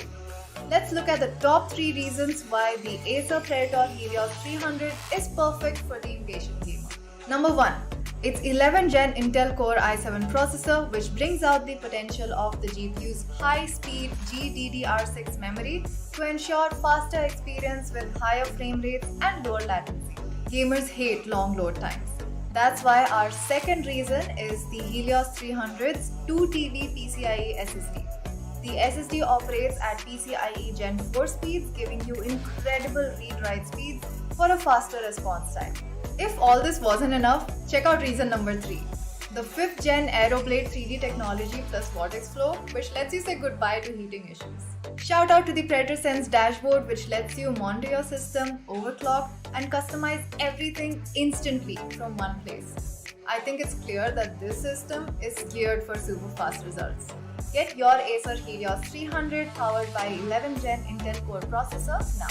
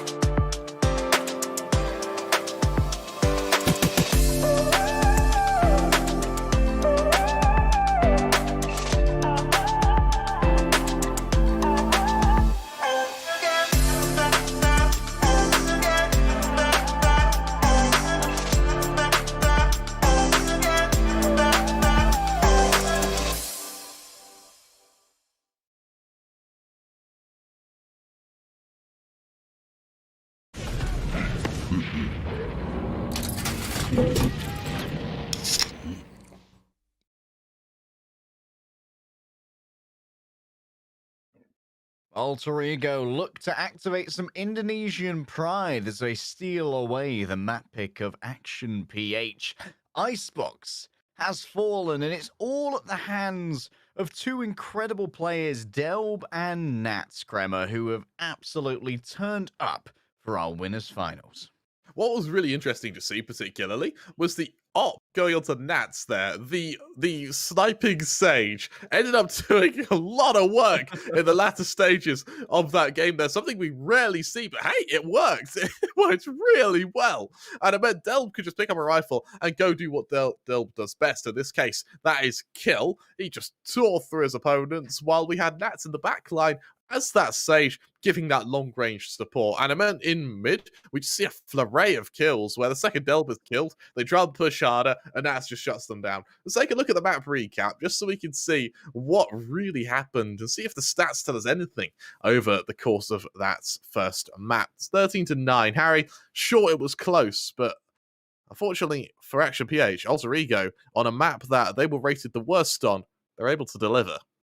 One of the things that's most worrying here for Action PH fans is that Alter Ego, the way they won Icebox was something that's replicable across all maps, and that's deception and subterfuge. You had some excellent fakes, and they ran around Action PH's defense so that they never really found themselves a fair fight on a site to begin with. And as we head over towards Bind, we're going to be seeing a little bit less of the Jet, where we know Georgie is at their best, and more reliance upon things like a Raze, which is where Delb is a lot more comfortable.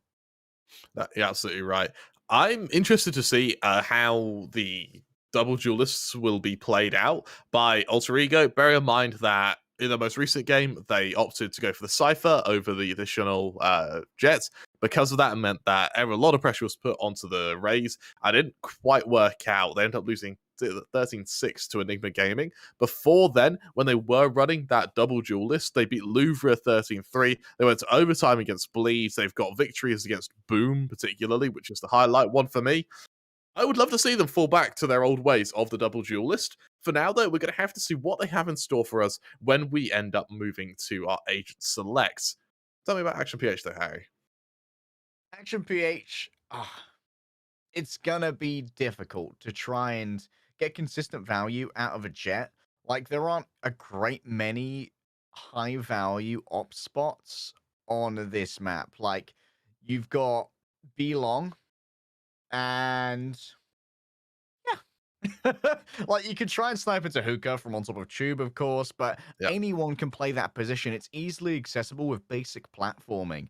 It's not necessary to have something like an updraft to get up on there, and any spot that you can get to with a Jet, like, say, maybe on top of the vehicle on A that sort of cuts the site in half, you could easily get on top of there using something like a blast pack as well for Raze, and Raze just has so much great area deny, and also one of the things we're going to be looking at as we head in to this new setup is a combination of both gravity wells and nades at the same time, which I think are going to result in a couple of frags. And Action PH, they need to figure out how to make a Jet engagement work on Bayern. Let's head into Agent Select to see if Jet only is going to remain Jet only.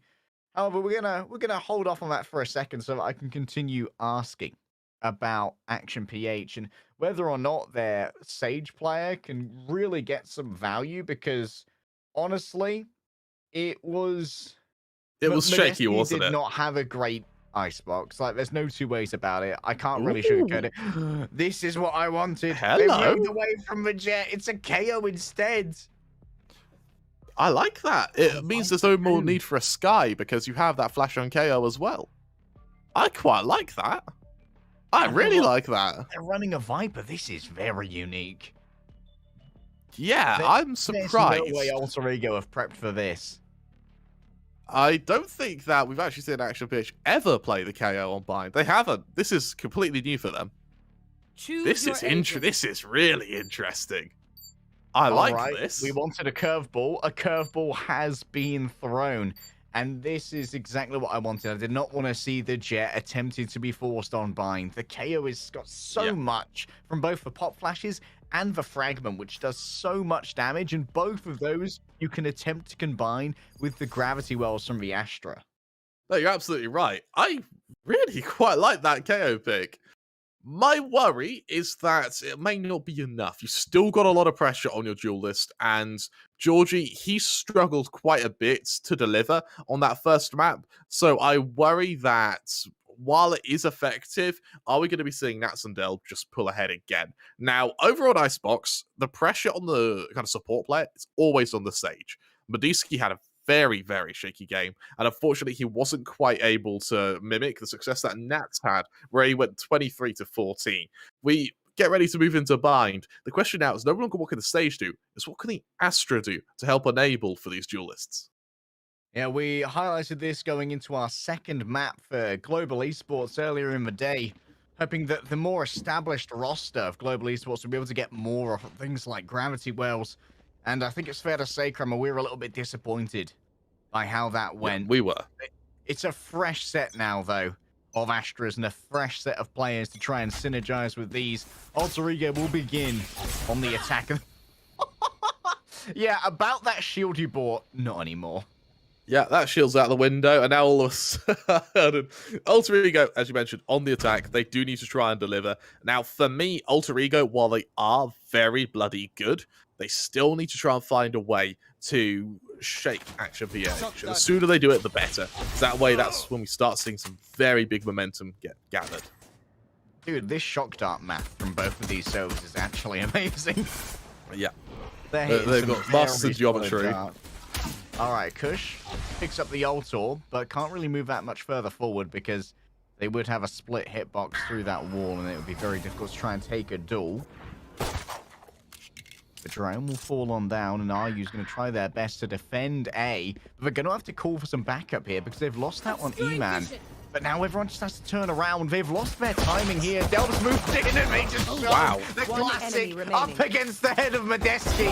If you want to make a comeback, son, it's going to have to be later. Will they be able to get the plant here? They will indeed. And that gives over some bonus credits. That was a beautiful execution from Alter Ego. There's not much of an execution in it. It's just two smokes and then, well, in Delb's case, a bit of a smooch before a quick kill. And like that, Alter Ego, 5 players left alive. Now, that should really worry Action PH. You've lost the first map, you're on your opponent's map pick, and Harry, they're looking dominant. Also really like the timing they found where they simultaneously pushed A. So they caught people who are back in the defender spawn, just sort of turning around, wondering where they should go. Tesseract already fallen, but that's to be expected here. Alter Ego, they're just looking to win this as cleanly as possible, but already they've lost out on one player. That'll be a looted Spectre as well. And that could come back to bite them. Medeski crawling around the back. The Spectre at this range will easily win that out. The remaining players, they got a bit of a lurk on. They could be able to catch out Kush as well, because he's taking his time, just picking up that ult orb, making sure the flank is completely clear, while still being on subjectively fairly low HP. RU's in a pretty strong position with a Spectre. Equally lethal. Oh, that's the looted Spectre, and it's still in play. Emmon's fallen down, but with RU still alive, it's anybody's game. Moving on forward here, they want to try and take out Delb, but Delb with the Vandal in round 2 says absolutely not and tears through all opposition. Alter Ego, they only lose out on 2 players here, and they keep the rifles they needed, so it's not a huge economic hit, but their bonus might have a couple of weak points. It's not the end of the world when it comes to a bonus, couple of Spectres. Bear in mind, they still have that Vandal on Delb, so they still have that kind of stopping power. They can still match a lot of these duels. Depends how they put the Spectres, depends how they position them. It wouldn't surprise me if we see a very fast play from Alter Ego here, just to get the round out of the way, get your bonus sorted, see if you can do some damage. If you can't, not the end of the world, move to your next investment and work from there. They actually go into a default, though, looking to punish Action PH if they attempt any aggression. I think that was a gravity well in showers, and RU's actually going to double down. They move into the side, because they are going to run out of fuel on this Toxin. But the question is, will they be spotted here? The drone will come out, but they can actually die while piloting the drone. I'm surprised that they didn't decide to try and counter-rotate that. The fragment was merely a distraction. All I need is a Phantom. Right there. Alter Ego down into a 4 versus 2 already. But they still have a spike in hand, so all is not lost, Crema. That's correct. If he gets the info here without being killed, which he does, all of a sudden things get somewhat dicey for Alter Ego. Their locations are known, they're 2 players down, and now they have to try and figure out what on earth to change when moving into this next round. Moving into the latter stages of this round. This is fine! Oh no. Oh no, Harry. Oh no, no, no, no, no. They're going to be able to intercept as well here. Jet might get caught with a knife. Delb's on track for the ace, baby. We knew that this was going to be a map that's all about the raise. And Delb has made sure to sing his name from the rooftops. All hail me. And Delb, if they could steal away the buy here of Action PH, that would be absolutely heartbreaking for the Filipino team. A tap on the spike. Julio is going to use that gravity well now. And Delb comes around the back. The ace is certainly going to be on the cards here as in comes the crossfire. Out comes the paint shell. That's going to be it. Delb, you said that we needed a big duelist. And baby, I've arrived. What a round. What a round from Delb. Not only is he able to wipe the floor with Action PH, he does so in a 2-on-4. This is the position where Action PH, they know it's won. They're trying to find a way to keep their weapons alive as they move to the round after, and the rug is just ripped out from under their feet. Solid round from Delb, and the momentum that's now gained by Alter Ego. Bear in mind, that was their bonus round. It's going to be almost unfathomable for Action PH. You have to drop down to Sheriffs and hope they can do the odd bit of damage. But with teamwork like that, Harry, what can you do? This is a massacre, Crema. It's a massacre. At least Georgie gets themselves an easy Sheriff kill here, and they will be able to pick up a rifle, which will give them a touch of stopping power. Nicely timed there on the spike, staring out the plant for just a second to allow for that ult to be claimed. Nope, the hero rifle's gone. Ryu's going to be able to grab that, but Delb is just preempting it. And admittedly, this was never going to be Action PH's round when they were rolling out with only Sheriffs, but they didn't do a huge amount of economic damage either. All I can say, Harry, is that I am starting to get very, very worried for the members of Action PH. Alter Ego, yes, it was just a couple of Sheriffs, but what it wasn't was a position they should be in. Delb is currently going 10-0, 4 rounds in. He is looking to go on a rampage right now. The op comes out, but it's on the Cypher, surprisingly. Nats, I think Nats is just the sniper for Alter Ego. This is some 100 Thieves stuff right here. This is Steel style. The Sentinel op. Someone's been watching too many 100 Thieves games. In this case, Nats gonna slowly inkle his way up long to try and get this opening, Harry, which would be so effective if he can. I want to see Nats use this now. Use the ultimate. You're 10-0. There's no point in saving ults. Oh, he's so crispy, man. He's so crispy. Oh, he may not even need it, ult, Harry. On the refrag is solid. The operator's going to try and make his way down long here. They have been blocked off for the moment. And now they use... Oh, interesting. Not sure how I feel about that one. However, I'm not sure if Tesseract knows that they can now try and loot an operator. However, Ace site in the meanwhile has still been lost. Preston moves ahead to try and intercept anyone who would make their way onto the site. And Masika's revealed the position of Georgie. The crossing is watched. Heron, for now, does not reveal their position.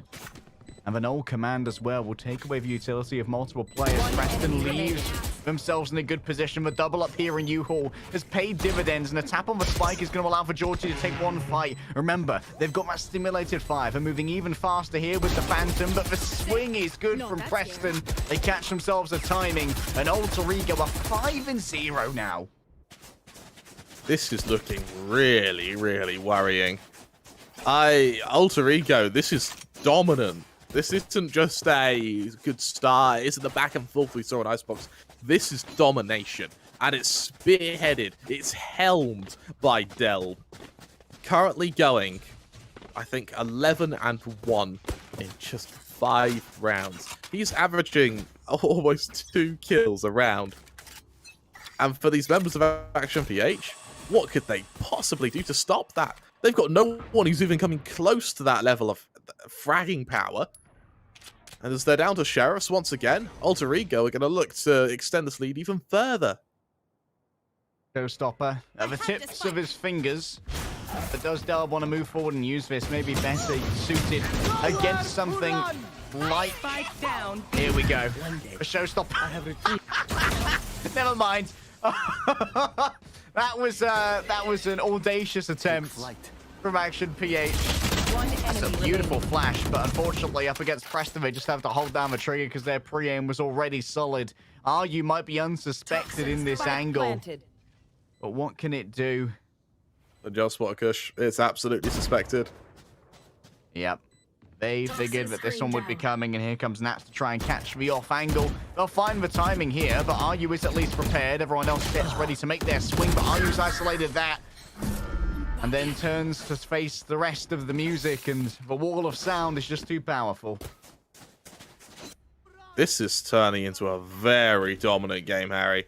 I'm really worried now for what could possibly be done by Action PH, because even if they have a flawless start from here on out, they're only equalizing. They're not recovering. This is the defender-sided map, Harry. This is one of the most defender-sided maps in the pool. And it's just not working. It's just not working. With Alter Ego moving to their counteraction of this next buy, they're an ult down. Sure, the Viper's Pit will be expended, but I still haven't been convinced if Viper is really the agent. It feels like a solution for a problem that isn't staring Action PH down at the moment. Yeah, try that jump spot again. See where it gets you.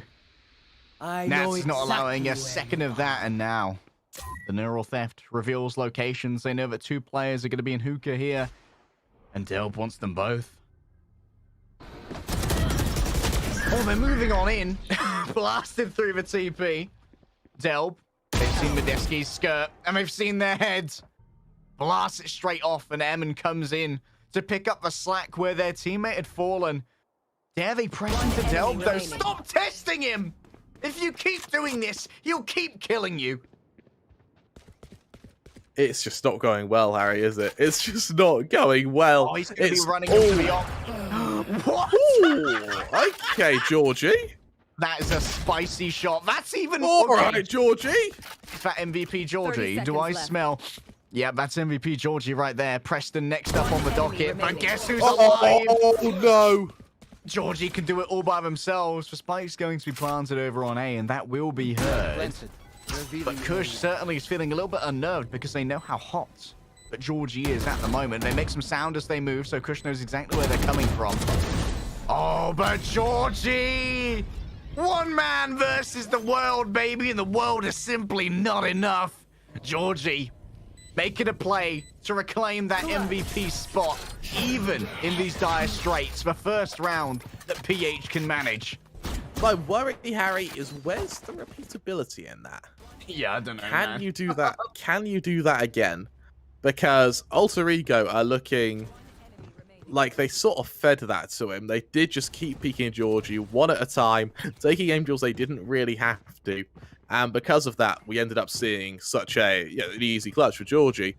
But how often are Alter Ego going to give him that option? There are a lot of ults available for Action PH here. Everything but the Viper's Pits. We have a moments away from another few ults coming up online for Alter Ego, but for now it's only the Cosmic Divide. Emin brings out the showstopper. That's got to be 2! Double initiator? Nah, man. Double corpse. Well, Delb, let's see if he can show him how to do it. Let's see if he can show that there's difference. It's not there. She's still hot. Is Georgie still hot? Takes the swing. Definitely not. Delb. It's my world now. 2 HP remains. ADS down away. What a reaction from Delb. Anything you can do, I can do better, baby. This should be a plant on A. The Cosmic Divide gives over a touch of extra safety. And Nats here, who's been lurking on B, takes out RU. And now Medeski, who we had big complaints about on Icebox, might try and do this by themselves. there's a world where you could consider a save, but I don't think that's viable at this moment, Kremer. The Astros are likely going to touch each other, as they have no idea where each other are, thanks to this cosmic divide. Helios looking upwards. There we go. They catch Medeski. They found the timing. This should be easy clash as everyone moves away. Lines up the headshot, takes them down, and Alter Ego are back in control. 7-1 now. Alter Ego are looking absolutely dominant. And with, I mean, here's the thing.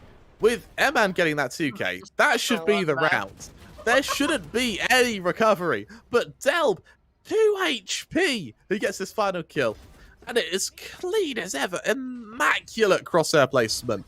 And like that, that's another shutdown onto Action PH. Look at their money, Harry. They just don't have any. They're in financial ruin. They need a Wonga loan because this is just not working.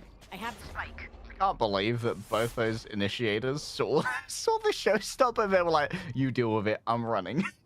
Yeah. So they I both don't just want to play failed. this anymore. All right, this is very aggressive moving through mid here, but all of them have been revealed by those Seekers. And now guess who's waiting, baby? Delv is back again. And guess who was isolated? Ayu's the only one who ran the nade. Everyone else waiting in from behind. That's a little bit messy on the spray, but still will find their man. And while you may have turned around to try and deal with Nats, Helios gets everything they want.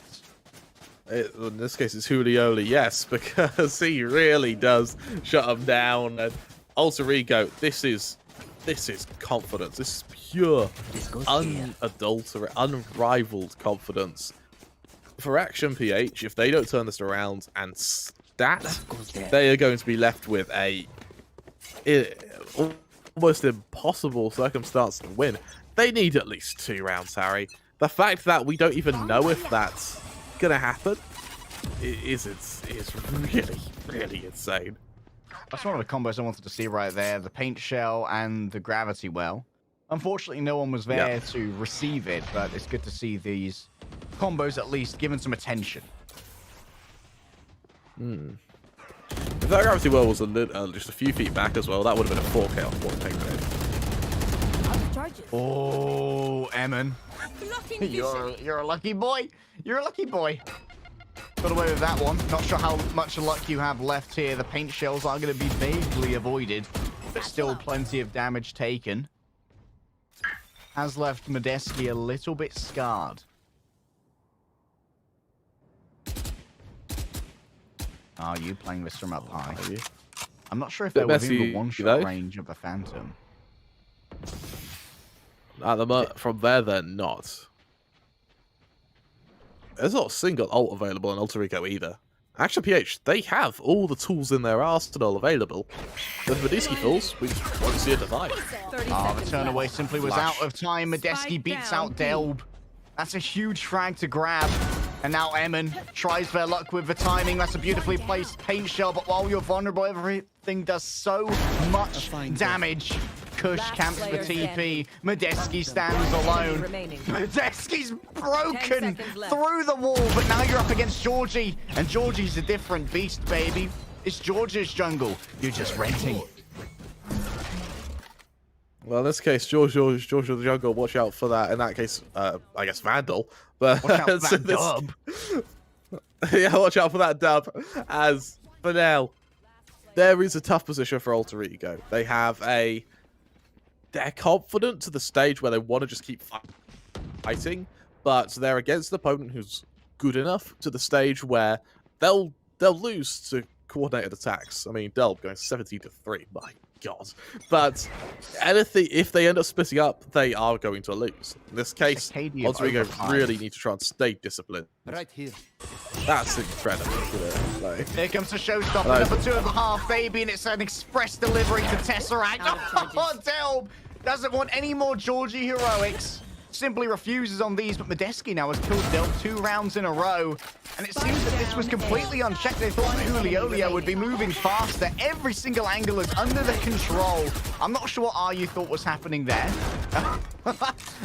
I don't think they expected for that flash to not hit them. They just started running. No, it's a highlight as well. Heron's flashes have been insane. Like, he has really been getting a lot of mileage done with some very clean flashes. Here's the thing with Delb as well. It doesn't matter if he died there. He'd got the space, he'd secured a chance for the bomb plant, and more importantly, he'd also just ruined them with some incredible movement. Oh, Harry, this is... Be still my pulsating heart, because this is fixing my FPS needs for now. And I mean... Evan, it's time for his chance at a showstopper. Oh, no one's one there. was there. It's so sad. They've even got the tripwire here. Oh, Crema. It's sad faces all across the board for Action PH. They've lost the B site already. That fragment, I have no idea where that's going. That bounced off the metalwork. Taking that back.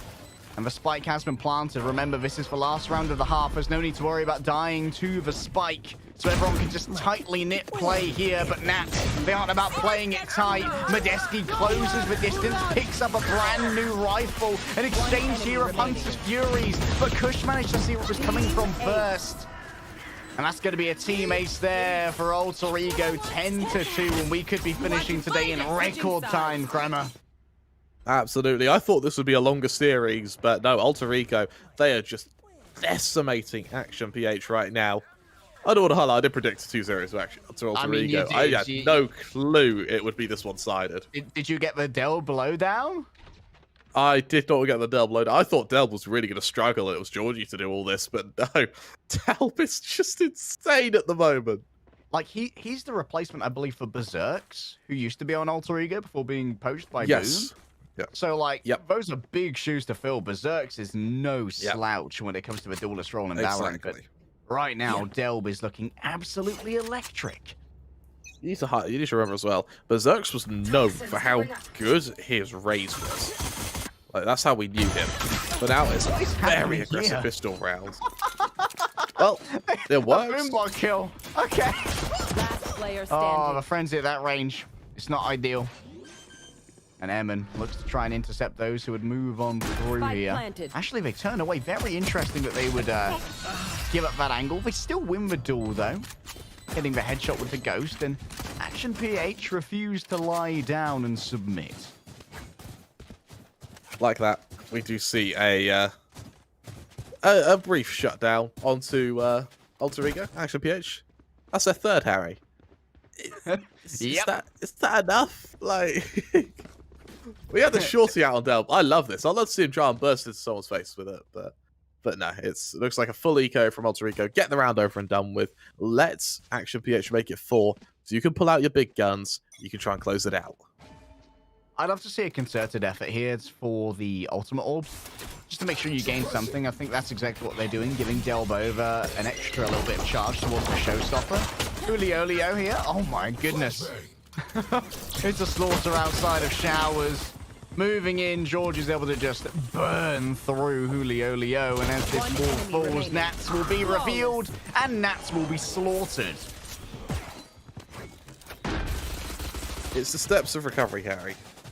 It's the stages of recovery that was slowly putting our paces through.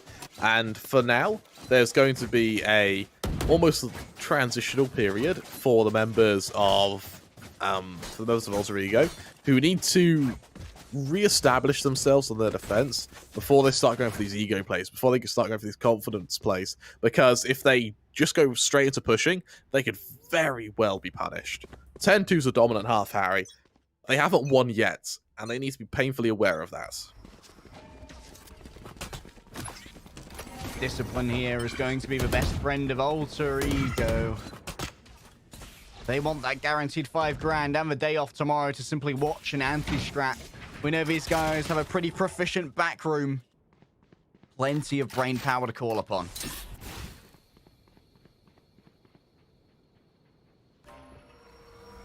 Slow start from Action PH, just trying to gauge where Alter Ego are playing. I guess it's find out where Raze is playing and then just not go there. Just avoid Delb at all costs. Yeah, As just avoid Delb meta. They're turning their attention up to what looks like B-Link and subsequently to Shorts. Just as Cushback softs, this could be time to perfection here. Ooh, remember, if they get caught in a gravity well here, they could be made vulnerable and take double damage from something like a shock dart, which can lead to one-shots, even on 150 HP players. They actually double back now to A. Delb is still in rotation. However, Barrage of Utility does betray that they fully intend to move through here. I believe RU is made a little bit vulnerable, and Delb could get so much off the back of this nade. Does a little bit of damage, but won't get anything in terms of concrete kills. Julio contemplates moving on forward because they still haven't planted Crema, and timing is beginning to become an issue here for Alter Ego. Or at least timing is going to become an issue for Action PH. Alter Ego still have everything they need, and they have plenty of aim as well. Cushbut's doing the grave to end this. That'll be 11 for Alter Ego. 11-4, Harry. It's starting to spiral out of control. Action PH, they've got 2 chances now before they lose the series. The question is, will they be able, do they have the momentum to be able to shut down Action PH? A timeout is called. I like the fact a timeout is called because you really need to gain your momentum. You need to find a way to rest your psyche before you move into your next round. Now, here's the thing. The loser of this isn't out the tournament. However, the loser of this has to play against Fallen 5, which in itself is a pretty scary prospect. That's a little bit terrifying. Like, Fallen 5 is by no means a lower bracket freebie. They just destroyed what was the last remaining team from South Asia. Some would say the best team coming out of India, although I imagine some Enigma and Velocity fans may give me a quick slap round the face for saying so. Yeah. Shut up, Harry. Dumb Castle, you don't know anything. Dummy. Back you to you. Nothing, Europe for silly you. Brit. Man. It's occurred to me as well, and this occurred to me when we've been doing events in South America as well, is we're the ignorant English guys who've just stumbled their way into a broadcast.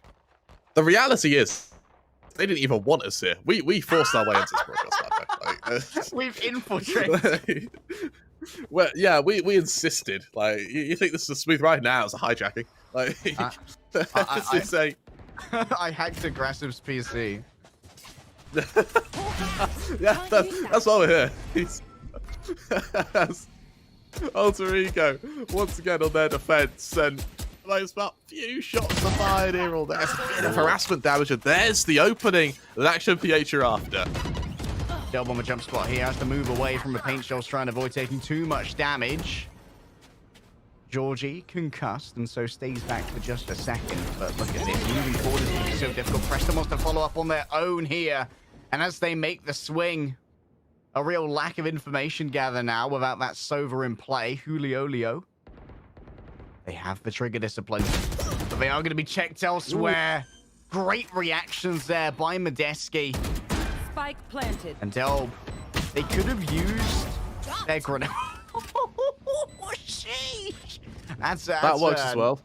That's a nasty shot. Why bother with the nade? Everyone's going to get healed up here by the Sky with the regrowth. 3 versus 3 now. I can need to win this, but it's going to be so difficult for Alter Ego to do anything. Like you said, what a beautiful flash.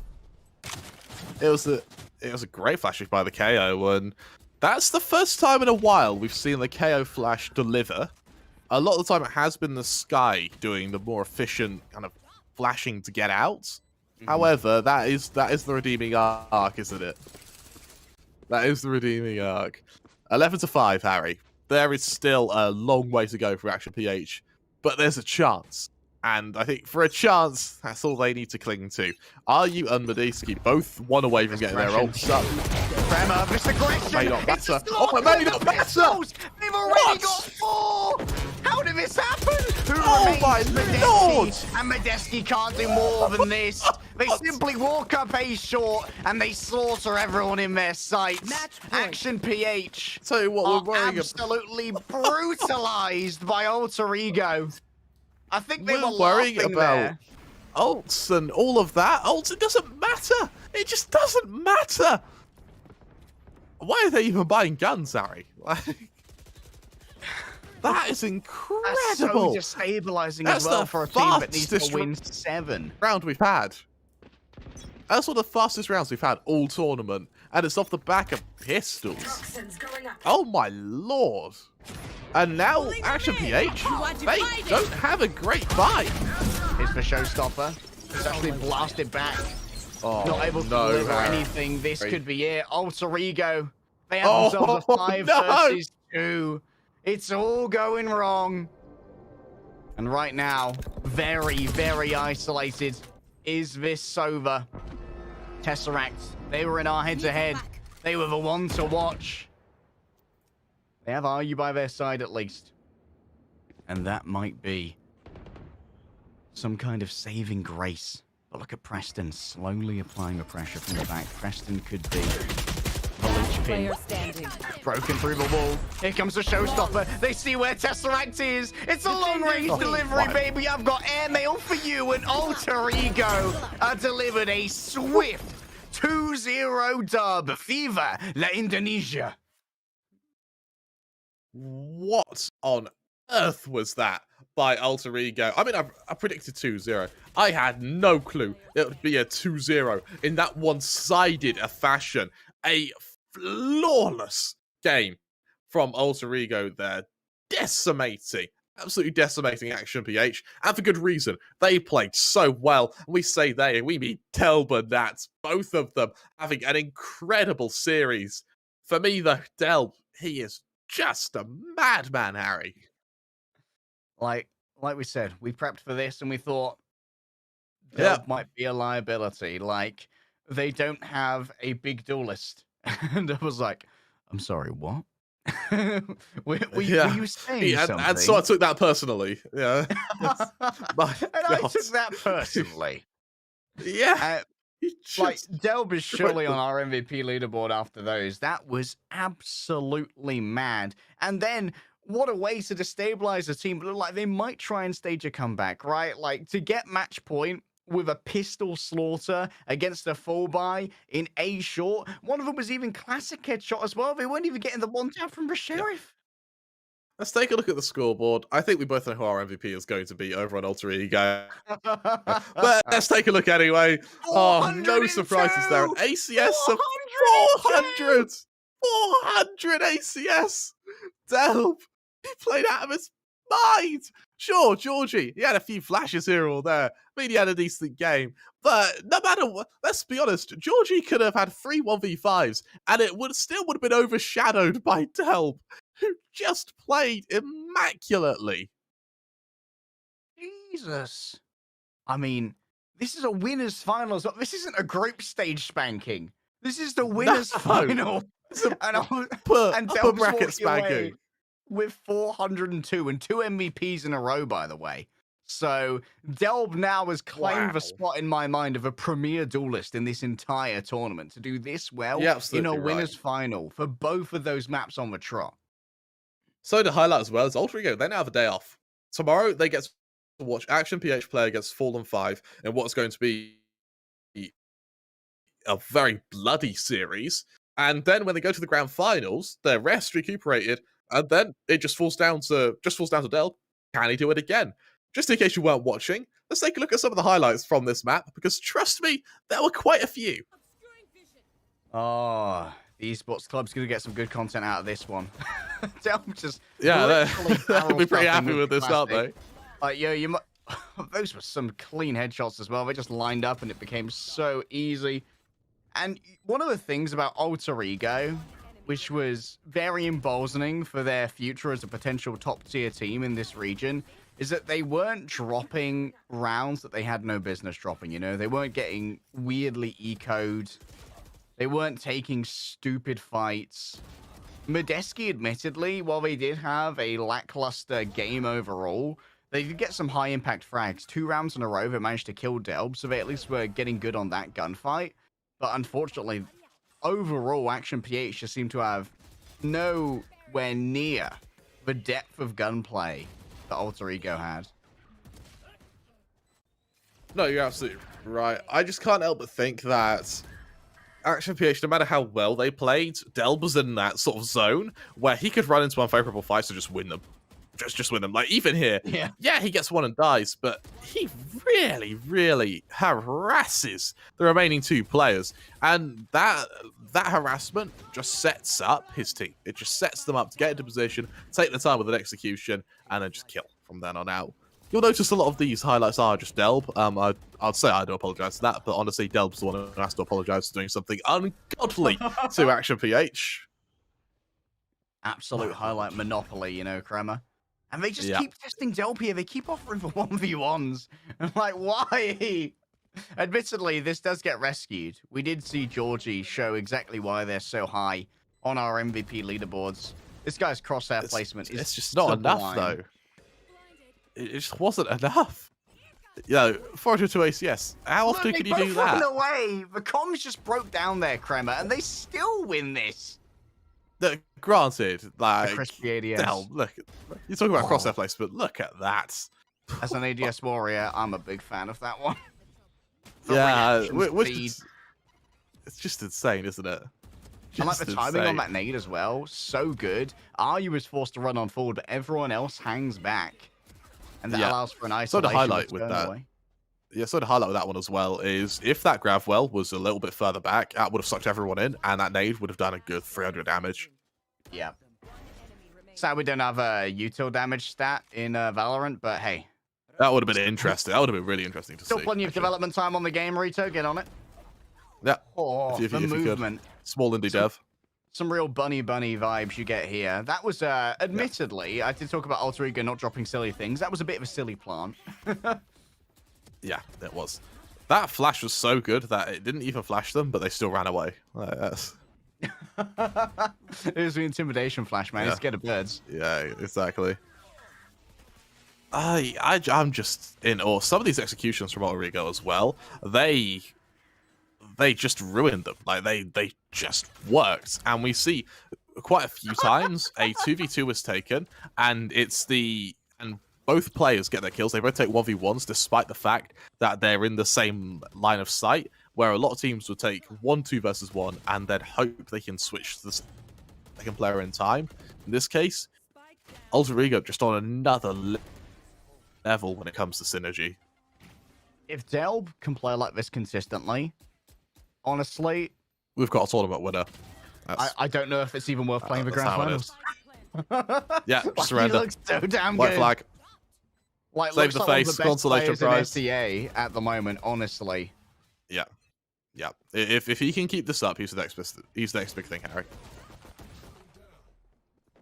I really think that If he can keep it up, though. 2022 for this region, South Asia and Southeast Asia, like with these up-and-coming talents, it's going to be such a big year for all of our audience at home. They are going to have a fantastic time, especially if they'll, like I said, we don't know if this is consistent because prepping coming into this, we were like, is Delb even going to be a factor, or is Delb going to be a liability? But maybe they were sick before. Is this why Delb got picked up? Because if it is, I'm all here for it. I want to see more of this. 402 ACS in a winner's final. This should have been a 3-mapper. This should have been incredibly close, but it was actually a spanking. Yeah, there's no two ways about it. It was just an absolute stomping.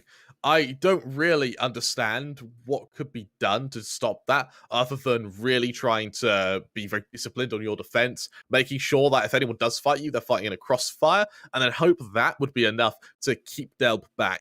Action PH were unable to do that. They were unable to adapt in time. They're punished for it, and like that, we see Alter Ego progress to be our first grand finalist. Oh, man, Kremer. It's been a surprisingly short day today. Here's a quick look at our map recap. 14 rounds overall for the side of Action PH, but they are not done here. Intel presents the Esports Club Challenger Series powered by Cosmic Byte just yet, because we still have ourselves a couple more series. 2 series? 2 series, I believe. I forget. Sorry. We have So 2 more we've got the series losers to one go. tomorrow, and then the day after we got the grand finals. Yes, here's our bracket There for you go. those of you who are like me and cannot visualize things in your mind's eye. Action PH versus Fallen 5, the Filipino derby. That's going to be an interesting one. Big Filipino derby. And Fallen 5, they looked very strong against Global Esports today. Very, very strong.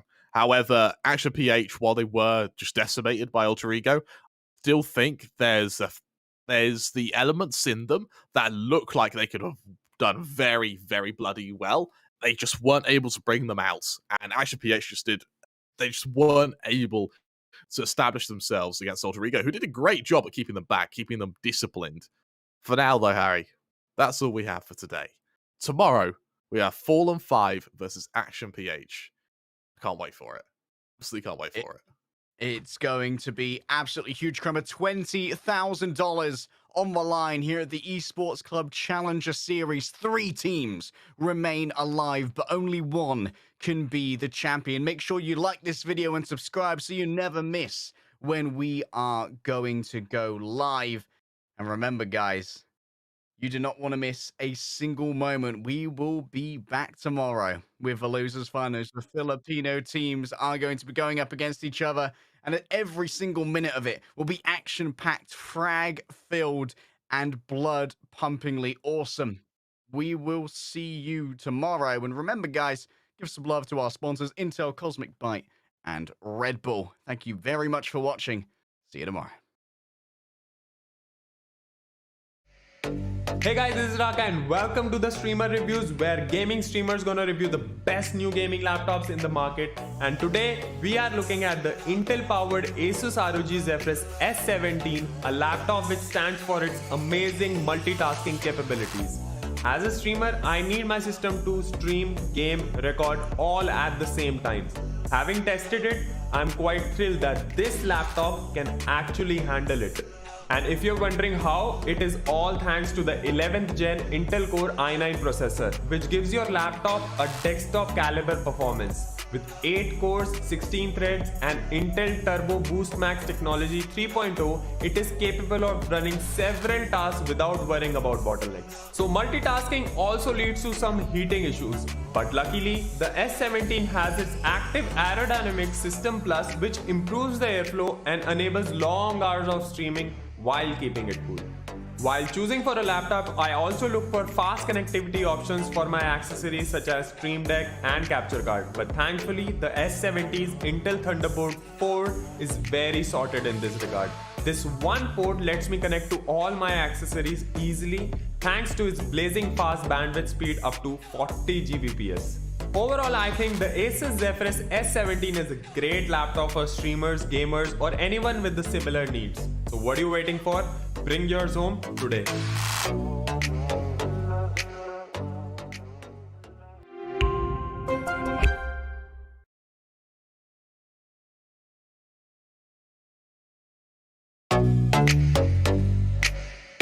Hi guys, this is Zaya and welcome to Streamer Reviews, where gaming streamers review the best new gaming laptops. Gamers are an impatient bunch, and I've got a laptop just for you. Let's look at the top 3 reasons why the Acer Helios 300 is perfect for the impatient gamer. Number 1. Its 11th gen Intel Core i7 processor, which brings out the potential of the GPU's high-speed GDDR6 memory to ensure faster experience with higher frame rates and lower latency. Gamers hate long load times. That's why our second reason is the Helios 300's 2TB PCIe SSD. The SSD operates at PCIe Gen 4 speeds, giving you incredible read-write speeds for a faster response time. If all this wasn't enough, check out reason number 3. The 5th gen Aeroblade 3D technology plus Vortex Flow, which lets you say goodbye to heating issues. Shout out to the Predator Sense dashboard, which lets you monitor your system, overclock, and customize everything instantly from one place. I think it's clear that this system is geared for super fast results. Get your Acer Helios 300 powered by 11th gen Intel Core processor now.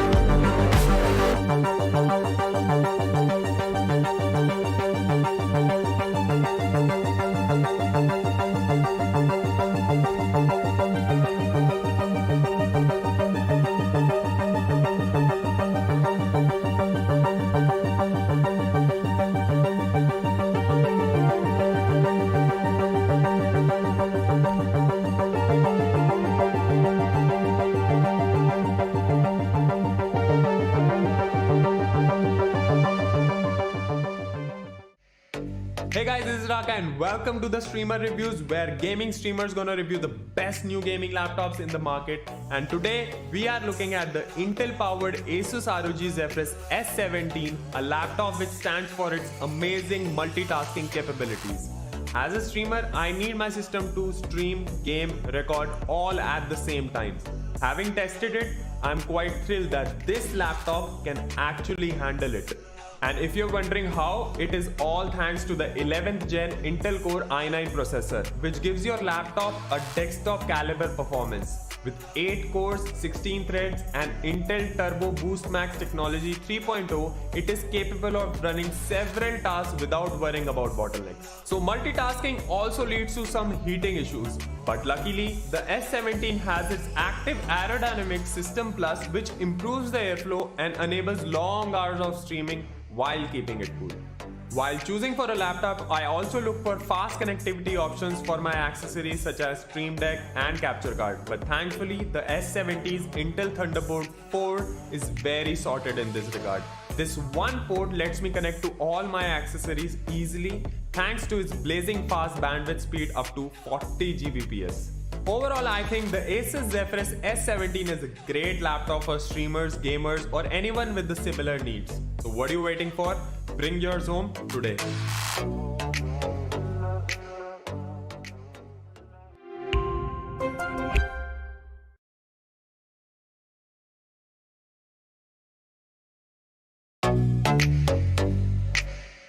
Hi guys, this is Zaya and welcome to Streamer Reviews, where gaming streamers review the best new gaming laptops. Gamers are an impatient bunch, and I've got a laptop just for you. Let's look at the top 3 reasons why the Acer Helios 300 is perfect for the impatient gamer. Number 1. Its 11th gen Intel Core i7 processor, which brings out the potential of the GPU's high-speed GDDR6 memory to ensure faster experience with higher frame rates and lower latency. Gamers hate long load times. That's why our second reason is the Helios 300's 2TB PCIe SSD. The SSD operates at PCIe Gen 4 speeds, giving you incredible read-write speeds for a faster response time. If all this wasn't enough, check out reason number 3. The 5th gen Aeroblade 3D technology plus vortex flow, which lets you say goodbye to heating issues. Shout out to the Predator Sense dashboard, which lets you monitor your system, overclock, and customize everything instantly from one place. I think it's clear that this system is geared for super fast results. Get your Acer Helios 300 powered by 11th gen Intel Core processor now.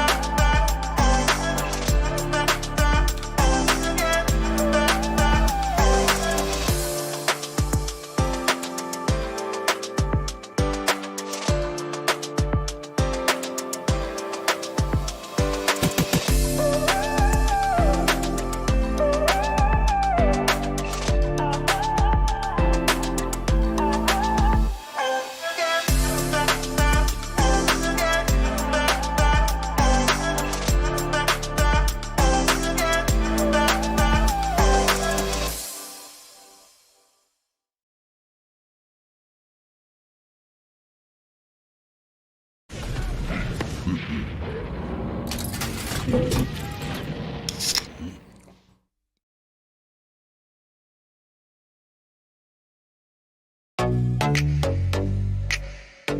guys, this is Raka and welcome to the Streamer Reviews, where gaming streamers gonna review the best new gaming laptops in the market. And today we are looking at the Intel powered Asus ROG Zephyrus S17, a laptop which stands for its amazing multitasking capabilities. As a streamer, I need my system to stream, game, record all at the same time. Having tested it, I'm quite thrilled that this laptop can actually handle it. And if you're wondering how, it is all thanks to the 11th gen Intel Core i9 processor, which gives your laptop a desktop caliber performance. With 8 cores, 16 threads and Intel Turbo Boost Max technology 3.0.